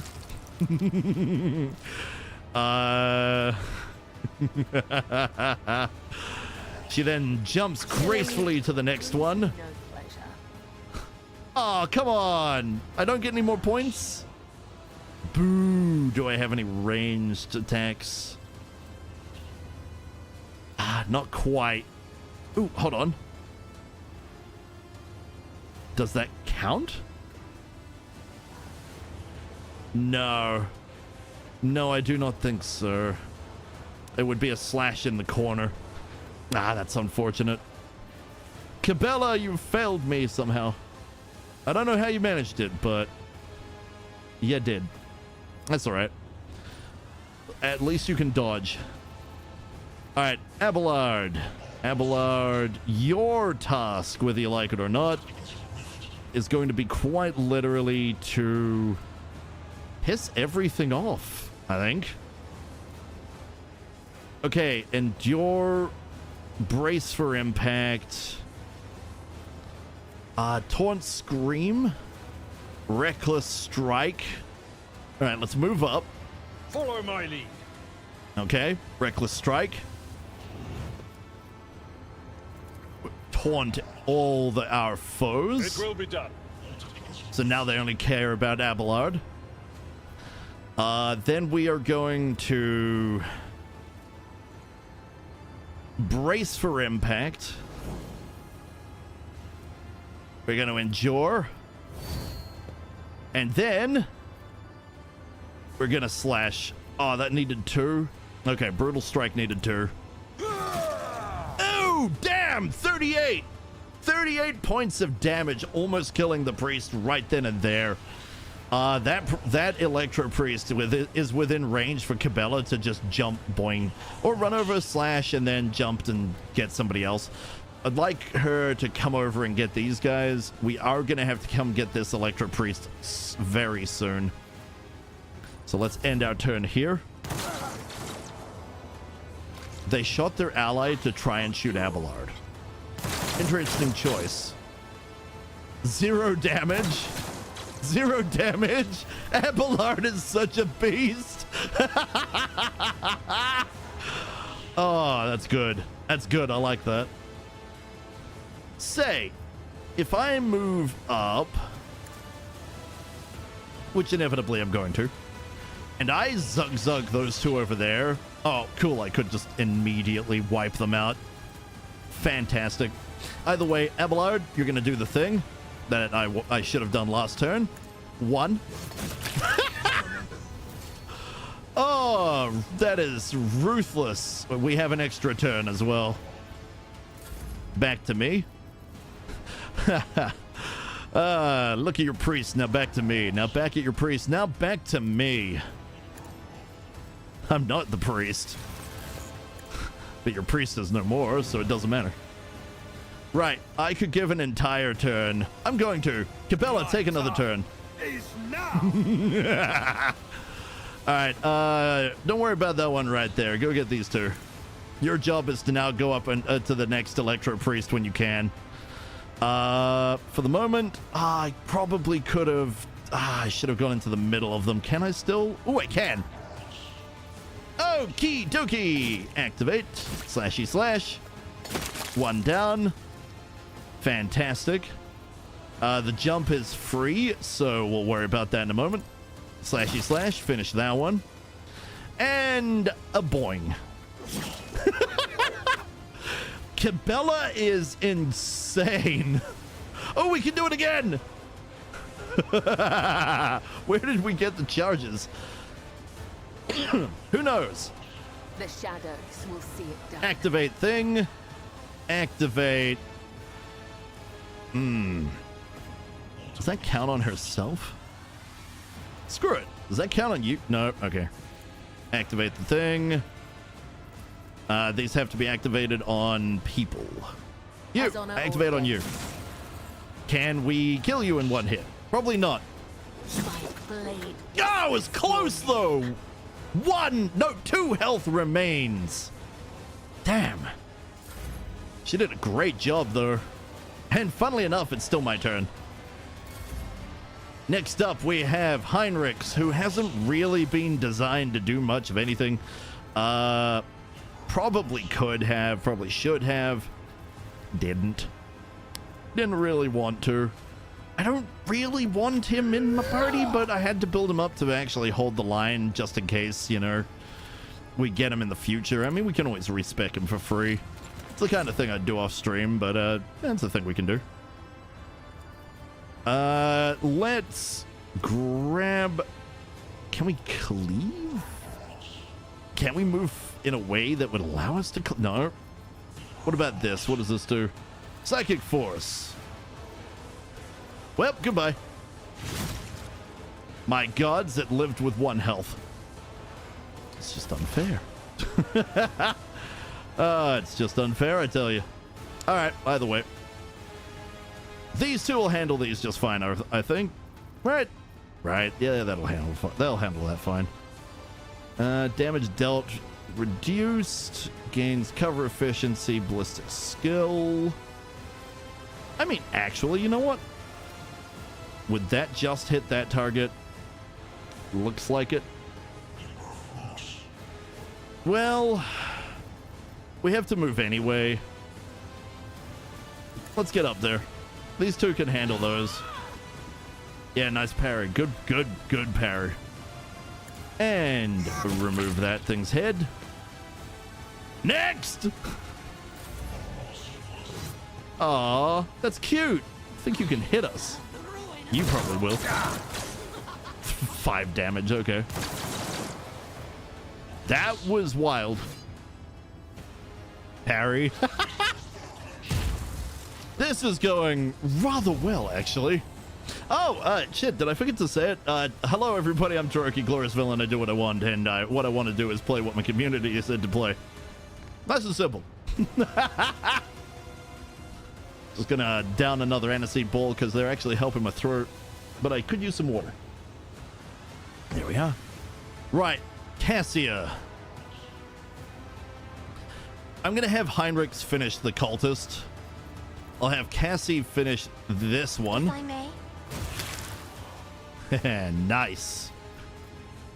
You know what? Actually, screw it. Heinrichs, finish it now. I don't want to wait. Nice. Very nice. Okay, Cassie, what else can we do? Zone of Fear. You there, be afraid.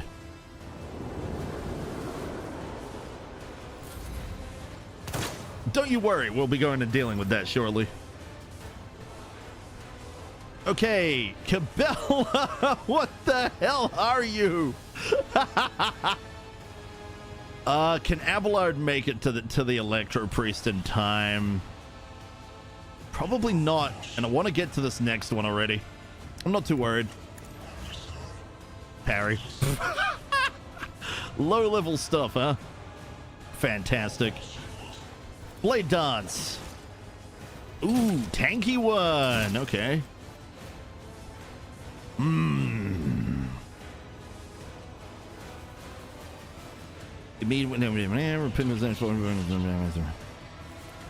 Okay, okay. Boing. You want to do it again? Nice. Can you make it? No, not quite. Could have at least jumped towards them. Oh, well, that was an easy kill. Maybe she could use a melee. She probably could use a ranged weapon, but I don't know if she has the ability to use them. I'd have to look after this. Oh, never mind. I can go finish this. Do it. All right, get him. Very nice. Very nice. Got a couple of cultists left. Cabela can handle those, no problem. Abelard, we have a target just over here. You could go get into range so they can't just simply escape. Temporary wounds and end the turn. By the way, if you guys want to talk about all kinds of stuff, feel free. I don't mind. because I'm talking about the game doesn't mean you guys have to, you know? Death to non-believers! But if what you want to do, if you want to watch, that's okay too. More than happy to have discussions and stuff. In fact, I find it preferable. All right, we got 5 rounds. 5 rounds. Now, my character is very support, so not quite as capable at affecting things here. But what we could do, we're gonna move over here. Squishy. Give Abelard another go. Abelard is going to throw down, cleave that enemy, and then I'm gonna move back over here. So I'm ready to go. Heinrichs. We've still got quite a few on this side. Cabela was an absolute nightmare to the enemy. Okay. And then we can't... No, there's no direct path, but we can go right... Oh, I see. We can only go there. Well, we can at least get to the enemy. It doesn't do much damage. We could shoot, but we're in melee, so it won't let us, if I remember correctly. And which one of these is the glorious... Ah, the psychic force increases veil degradation. When this goes wild, we start having to deal with a lot of things we don't want to deal with. Let's just attack normally. Probably didn't need to be a cleave, but everything is gone over here. Excellent.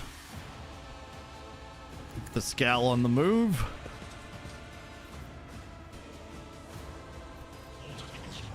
I mean, a simple strike should do the trick. Can't really do all the shenanigans, and the shenanigans don't do extra damage anyway. Well, that's adorable. Are you trying to hit your Electro Priest?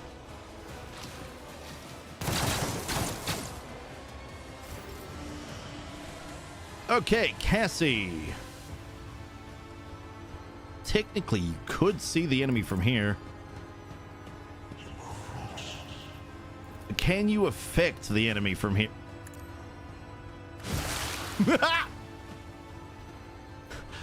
The answer to that question may not surprise anybody.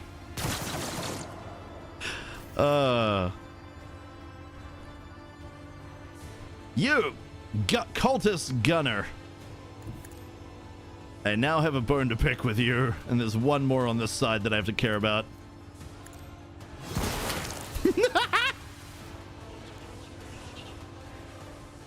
Yeah, you're next. Okay, Abelard, don't worry about the other side. Cabela's got this. We're heading back into the middle to be able to fight this individual. Abelard will move forward. He will be nice and ready. Out of my way. Oh, yeah, what you gonna do? That's what I thought. Absolutely nothing. That's what you're gonna do. Works for me too. Now, one of these is until the end of combat. Abelard get a boost. Heinrichs. Think I'd sooner send Pascal forward. Although, we do have the ability to charge. I don't see why not. There we go. He's already on the move. Excellent. Pascal. Can't really do as much as I'd hoped. If I shoot, will I hit ally? No, good.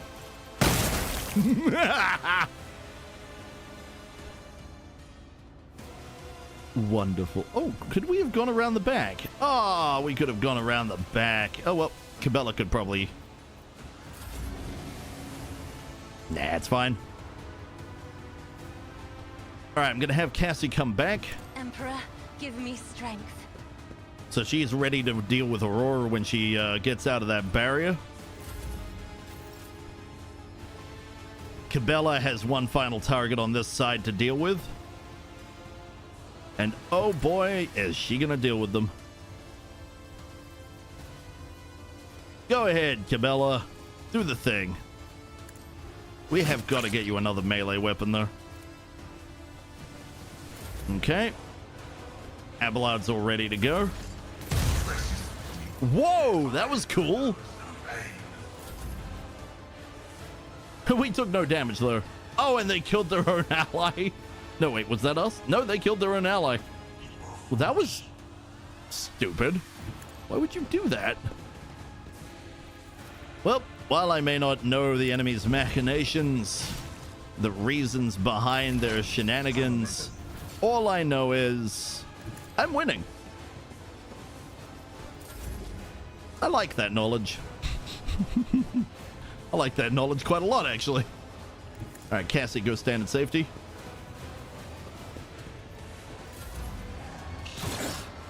Aw, that's adorable. All right, Cabela. Death comes in silence. Begin the move. Nope, we're good. Oh, it's cute.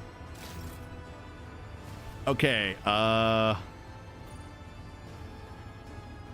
there's not a whole lot I can do right now. Is there anything until end of combat? Increase dodge, Nothing cool. I can't do. Enjoy it. Boost to your dodge and was it dodge and armor or just dodge? Dodge and parry. That's fantastic. In turn. Heinrichs. Let's get in behind the enemy. No attack of opportunity. What do we got here? Iron increase strength and toughness. Everybody have a drink. Make sure to get some water if you don't have any. It's very important. Screw it, we're doing it. Big hit. Wasn't as big as I was hoping. I could activate, but I'm not going to. Pascal is coming in to solve some problems. All right, Pascal, I need you to not do that one. Yes, that one. Make it bleed. Whoa. Fantastic. Okay. Cassie's good. Come on, come on. We need to kill that one. Cabela is not going to make it in time, so I'm going to start having her go back.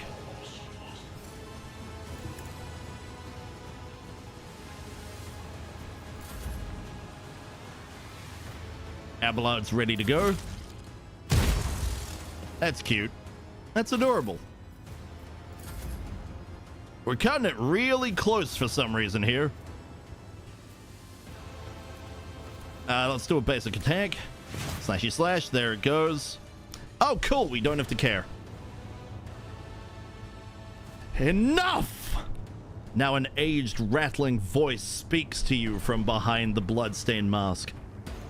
You are powerless to halt the approach of what is to come. I see a crimson trail leading humanity to its doom.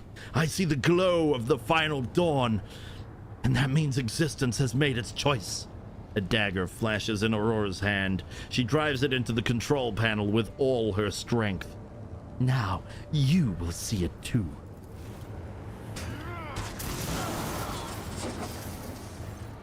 Uh-huh.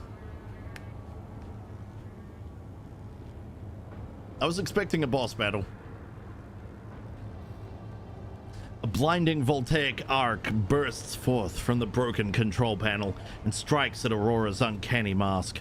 Its metal heats up, smoke billows through the bars. With a howl, the cultist collapses. The light is gone. Was that it? Final dawn? Why was it so different from what our teacher promised? Aurora shakes her head blindly. Her voice is now the voice of an ordinary middle-aged woman, frightened and in pain. Who will pay for this? You will. You. The woman's body goes limp and collapses to the floor. Her iron mask hits the ground with a dull thud. Pascal examines the corpse with contempt, then concludes dryly, confirming purgation and termination. I don't think the lady understood what electricity does when stabbed with metal. I don't think she quite understood what stabbing the console would actually do. And if it is supposed to charge this all up so it goes boom kaboom, that can take time. I don't know what to tell her. Like, yes, screwed up. Hyrix grimaces in disgust. The heretic took her secrets with her. Pity. The motley hues have rejected her, leaving only a grayish-green thread. The noose that the heretic put around her own neck. I have seen this many times before. No one can escape fear itself.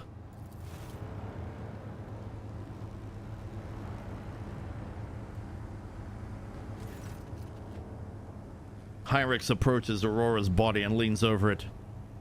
A minute, please, Tyroki. I need no more than a minute. I will inspect the control panel damaged by Aurora. The cogitator is probably well beyond repair, but your attention is drawn away from the sacred machine and toward the daggers sticking out of the control panel. On closer inspection, it turns out to be a lavishly decorated handguard of a sword whose blade has been pried out. Its pommel is decorated with a strange adornment resembling an eye covered by a scaled lid. What remains of the blade has a blue sheen to it, the same tint as Kunrad's weapon during the mutiny on your void ship. Alright, man. Thanks for the alert. This is no human-made object. It was grown from wraithbone, a material favored by the Eldari. Oh, yeah, we've been dealing with blues and pinks, is what made me think Cinch. I was already thinking Cinch beforehand, but yeah.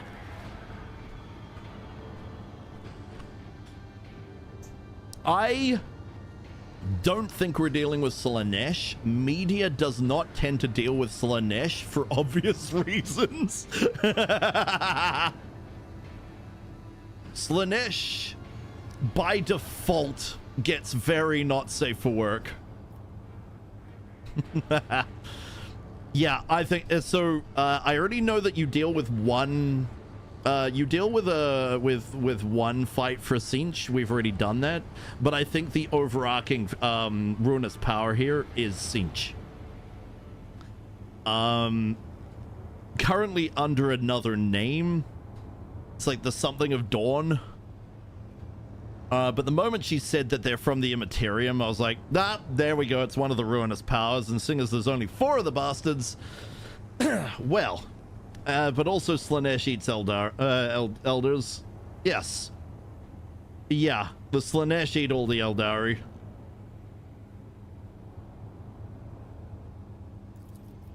As you lean over the shard, you suddenly hear a multitude of voices. They blend together and individual words are distorted. The nagging whisper is like the burning red scratch of an unholy claw upon your mind. Heretical. Surreptitiously take the sword shard. Dogmatic. Heinrichs, take a look over there. Over here. Is this by any chance what you're looking for? Iconoclast. Toss the shard into the depths of the reactor.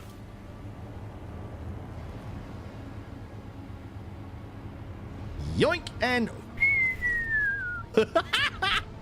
As you touch the handguard, an otherworldly cold envelops your hand, only for a mere instant, as in the very next second you send the corrupted weapon flying into the shining abyss. The terrible wail of several dozen voices pierces your mind for a moment, only to turn into a deafening shriek and break off as a clap of electricity is heard somewhere beneath your feet. What was that? Heinrichs appears behind you. You think it a good idea to throw something into the reactor? I'd refrain from such experiments if I were you. Rogue Trader, on behalf of the Holy Ordos, I thank you for your cooperation and release you from requisition. From this moment on, I am at your service. I am ready to come aboard your ship and head for Footfall as soon as you deem it possible. That is, if you do not have other business in the system, in which case I am prepared to assist you in its prompt resolution. I will remove Aurora's mask. The iron helmet is firmly attached to the heretic's flesh. Her face is impossible to make out in the darkness behind the bars of her mask. But after peering at it for a little longer than necessary, you wonder if, for a moment, you saw something move. Let us finish cleansing the monastery. Pascal, executing. Let the Omnissiah-given motive force flow, and all obstacles in its path be eradicated. If you could kindly fix this.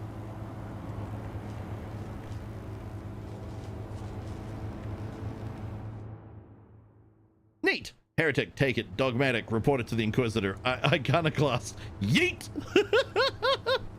Exactly. You take the more measured response. I throw the relic directly into a reactor. Ah, yes. That couldn't cause problems later. No, not at all. Wait, hey guys, would you know that's the miraculous fusion reactor? And the motive force, as I keep saying, is electricity. Yay, electricity. Right, was that everything? No, of course not. We will not miss the most important thing. Loot.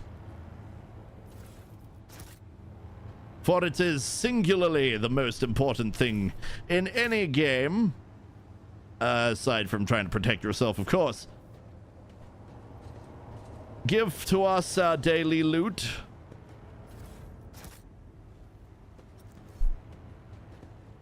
And we shall not stop until it is done.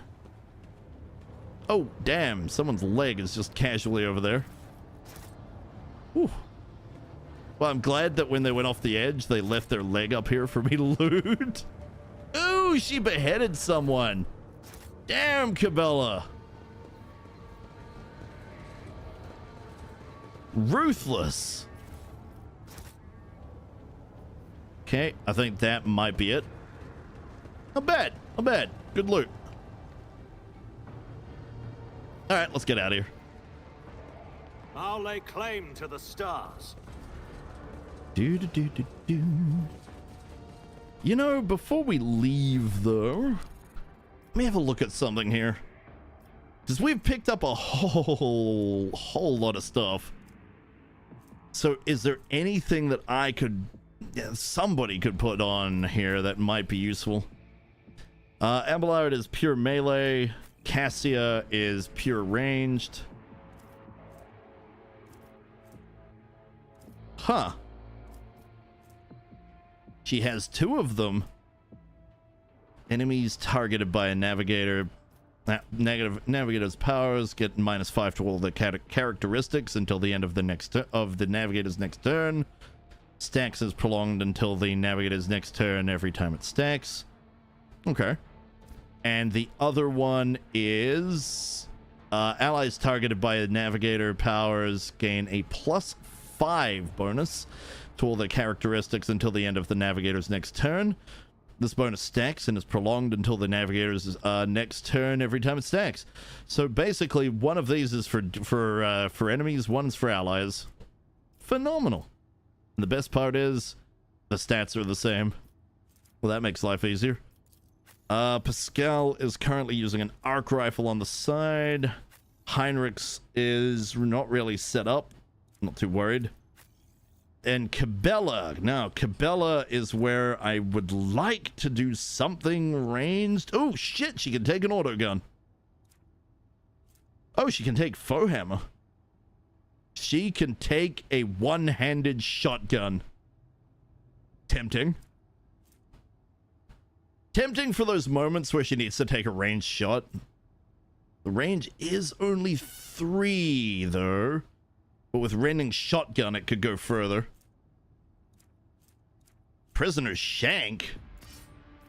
Oh, that actually reminds me. So she is currently using a serrated mono knife. It has a chance to inflict bleeding, and it has massive dodge reduction. That's why it does so little damage. Damn! I didn't realize that. Could have attacked with that. We have the Mara's pattern sword, which has cleave.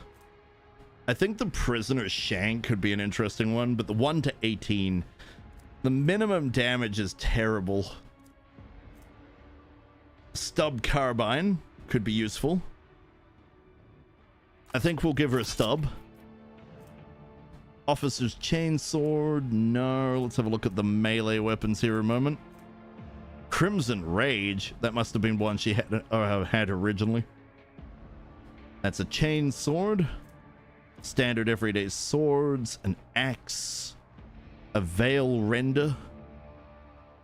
Has psychic force. 0 psi rating, 0 extra damage. That's about right. Ooh, this has power swing.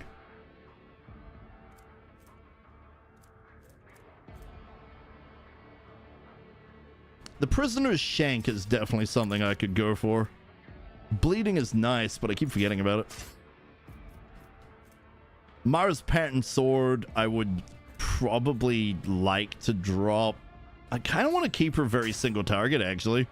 So this isn't a bad idea. Alternatively, we could give her the officer's chainsword. Oh boy.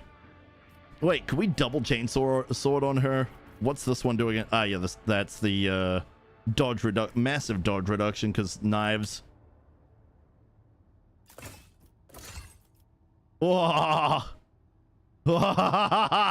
Dual chain swords. How useful is it? I don't know.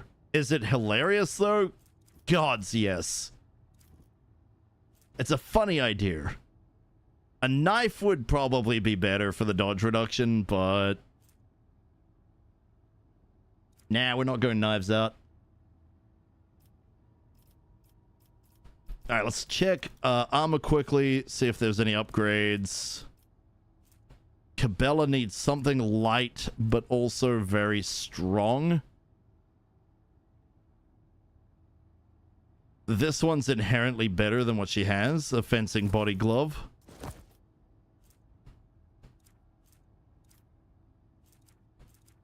Medium. There's also the Sin skin. Well, now she has dodge against melee attacks. She has extra property against everything, for extra parry, I mean. Alternatively, she could have dodge if the wearer's agility is more than 40. I'm actually okay with either way. This will be fine as is. I wonder what goes in that slot. Don't know. What I do know is she could probably use another med kit to replace the ones that we've had to use. Do we have anything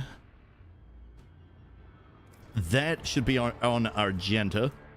Do we have anything that can help with what she actually does? Sniper gloves deal extra damage, critical hit chance to single shots and deadeye shots. Huh.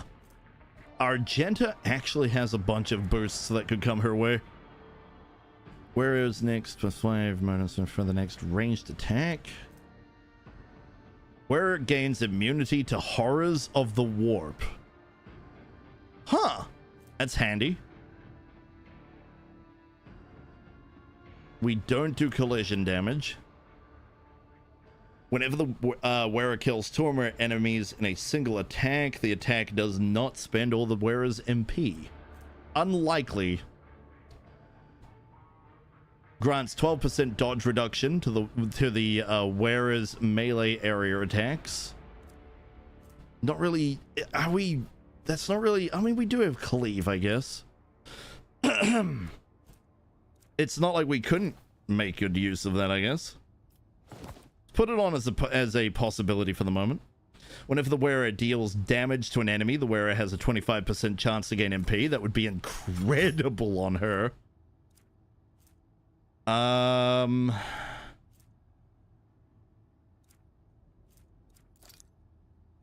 That's a headgear, right? Yeah. Not a lot we can do there.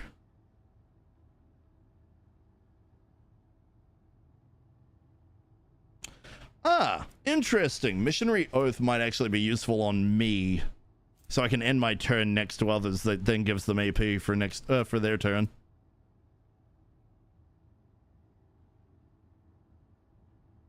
I think we...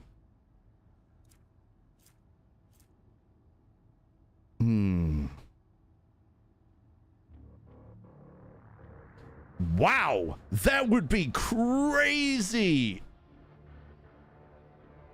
Yeah, of course it's a heretic trophy. The Daemon tool.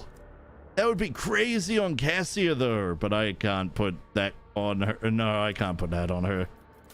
Fun as it would be, no. No, we can't do that.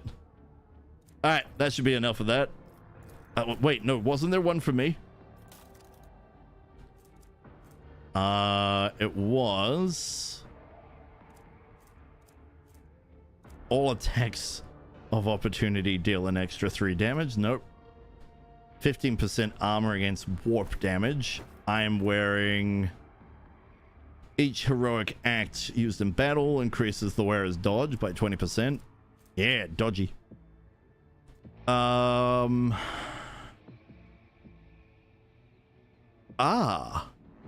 I lose lore warp, but I gain fellowship. Interesting.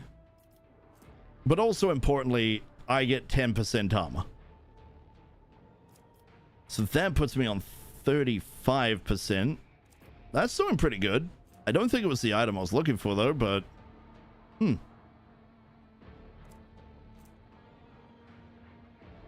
Whenever you kill 2 or more enemies in a single attack. Nope, that's a Cassia thing. Warmonger boots. Daemon tool, I mean, I really shouldn't. But it will burn the heretics, and that's funny. I just love that it's a heretic trophy, and yet it's more capable of ending the enemies. Or Abelard with... Oh, wait. Or Abelard with his AoE? Which one? 2 or more enemies with a single attack.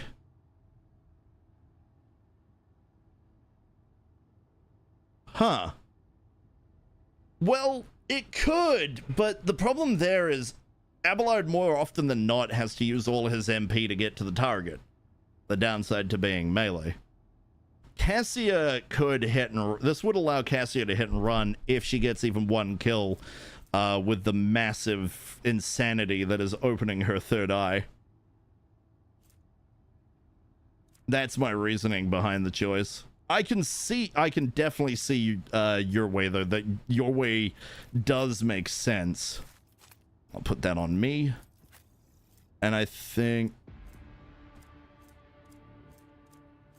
it's either I give her the Daemon tool or the Denial of Nightmares. Immunity to horrors of the warp would be nice. But the Missionary Oath could also be very useful.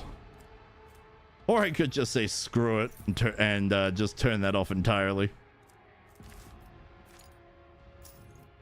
Yeah, I'll wear this. That'll be fine. Anyway, I think that's enough. Oh, wait. We got some spots. Let's give us... Just give ourselves a general everyday frag. Cassie is not capable as a field medic. Abelard is... Forget the frag then. Let's keep him as our secondary medic. Cassie could have grenades. But I mean, her abilities are insane. What's the point? Yeah, I think we're good. Okay. Up we go. Right after we save. Oh, is that the time? Bloody hell.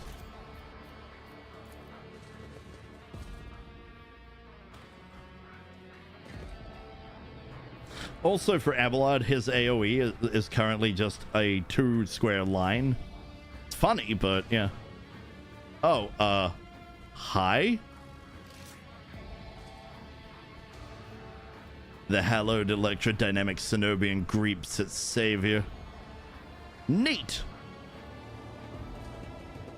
Well, catch you later. Wait, is there anything in here?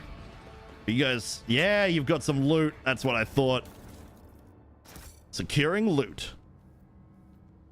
And you guys have fun cleaning up all the blood. Bye.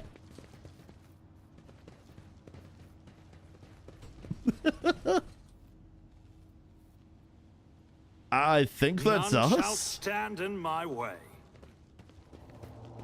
To the outside. We didn't even get to be on our ship today. Collect all. Attention! The stream Hold will it. be ending soon.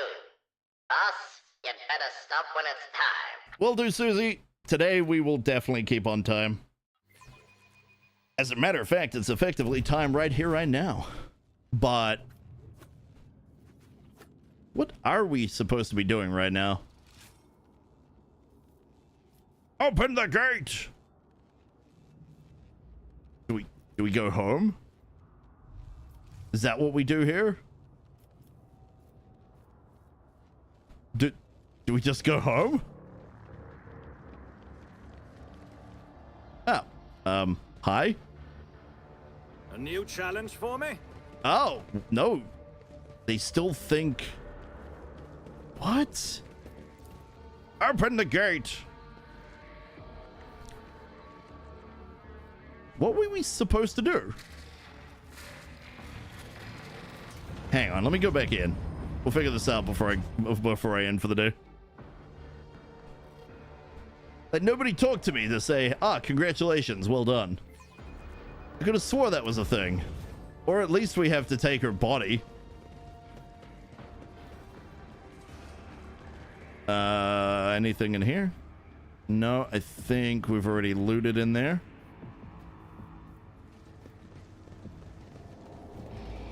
That's a no-go. Are you all just standing around waiting for me? Oh, you are. It's really creepy, you know. Okay. Savior. I think we're... I feel like we're done here. I very much do feel like we're done here, but I might go back down and just quickly see if the body is a thing we can need to do anything with. I think there's something that happens next. I just can't remember what triggers it. We'll just quickly have a look here. Nope, we've taken the body. Okay. We've already looted the area, so that's not a thing we have to... no, I think we literally just leave. I mean, these guys aren't talking to us. They're just standing there creepily. I mean, we've done the job, so... Do we need to be here anymore? No. No, we do not. And thus, we shall not. We shall not stay. Goodbye. Alrighty, bucko. I'm head to bed. Good night, Tycade. You have a good one, man. And if anybody out there likes shenanigans, Tycade's your man. Well, technically I'm your man because the shenanigantry, but Tycade does all kinds of stuff. He does Gundam, he does Gundam Gunpla. He does Gundam build kits. He does art. He plays games. Though primarily he is a Gunpla builder. We do occasionally play some Endless Atlas, however. Fun game. I still love to know how they broke the game. Either way. Oh, here we go. Rogue Trader. I was somewhat brusque at our first meeting. and I would like to make up for it by expressing my thanks for your assistance in the electrodynamic cenobium. Your arrival could not have come at a better time. You're welcome. Unfortunately, my personal investigation has hit a dead end. I think I will have to call upon outside resources to continue the search. I have something to confess. I discovered some kind of chaos artifact in the Cenobium's cogitator, and I deemed it necessary to dispose of it. What? All right. All right. At the very least, the object of corruption, if that is indeed what it was, has been destroyed. This is a satisfactory outcome. You're damn right it is.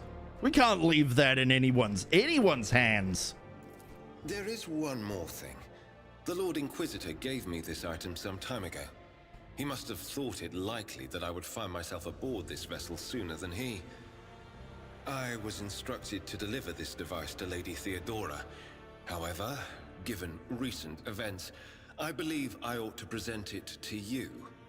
This is an elucidator, a sacred machine capable of translating the languages of remote and lost worlds into Low Gothic. It can even process Xenos languages to a certain degree. Not without infelicities, but possibly well. Oh yeah, just what we need to do. Speak to the Elder.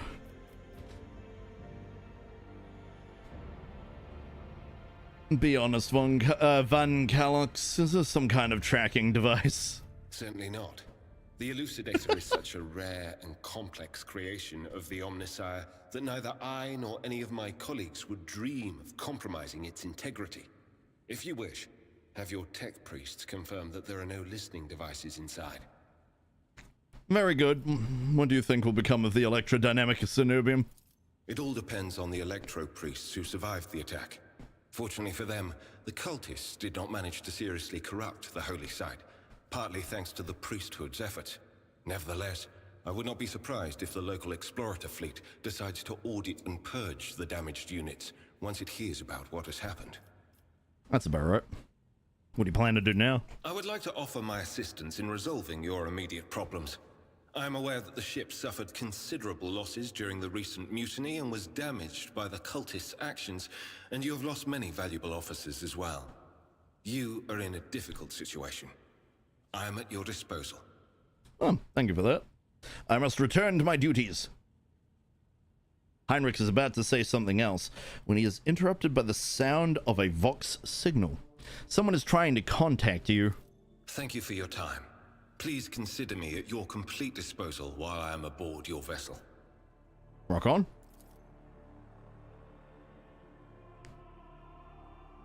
Congratulations on the victory, your lordship. The entire vessel is impatiently awaiting the news of your expedition's success. The rumors about you not simply saving the tech priest's monastery, but actually eliminating the source of the mutiny are spreading like wildfire. The Vox transmissions from across the world speak of nothing else. Governor Medina is expecting you at his command center to discuss matters. We are ready to depart immediately. Just give the order. Very good. All right. Level up? No. I guess we have to finish the... we probably have to finish the chapter to actually get the level up we desire. I want my doggo. Let me have my doggo. Let me have the dog, you bastards. Well, we're back on the ship, so at least the title of the stream, and thus the VOD, aren't a freaking... they're not clickbait. We did end up on the ship eventually. That's what matters, right? Yeah. Yeah, that's what matters. We're on the ship eventually. Right. We will deal with the rest of this another time. For you see, that is us. It's time for us to go and find somebody else to raid. So, let's see. Who do we currently have available right here, right now? We have somebody playing Hightail. We have somebody playing Hightail. Somebody else playing Hightail. God, lots of people playing Hightail. And we have Az currently doing Rogue Trader TTRPG. Well, that sounds like a good direction, actually. I'm going to send you all off to go and enjoy some TTRPG. It is a big shift from gaming. However, it could be interesting. Me, I gotta get my shit together, but I'll hang out for a while. Either that, or we could go see what Hightail is like. And what do you guys think?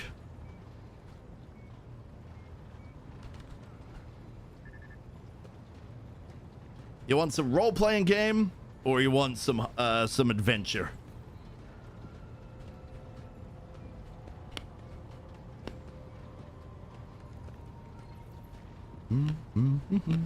Give me a moment. I'm down for anything. Yeah, that's the problem, me too. With so many choices.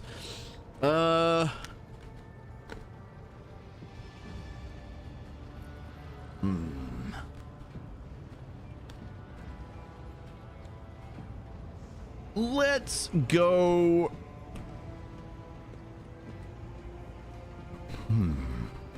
Well, to be fair, we haven't raided either in a while. Let's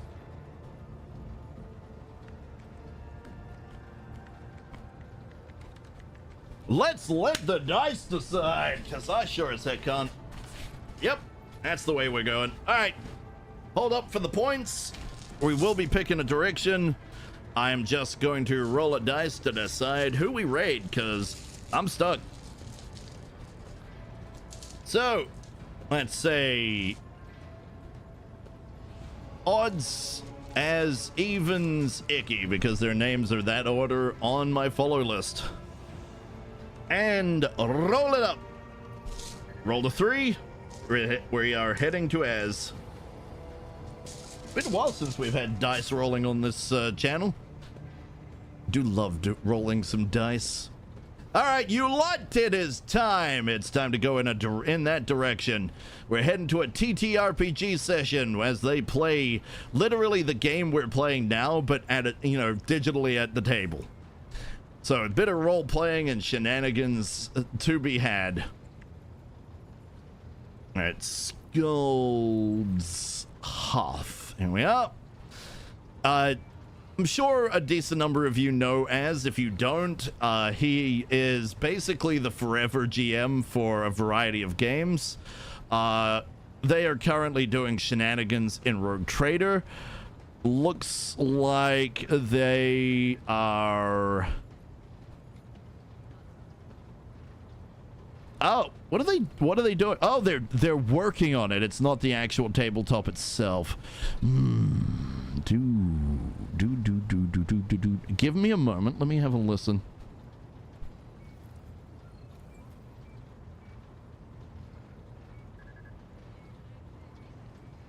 I'm actually going to ask.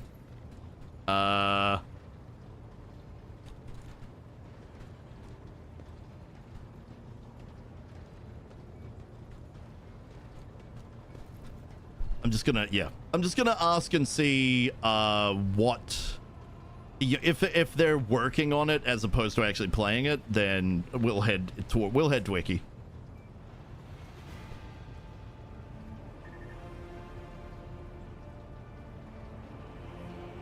Oh, okay. Talking the 40k lore and stuff. Oh, they're actually designing the vessel. In that case, dice rolls on point.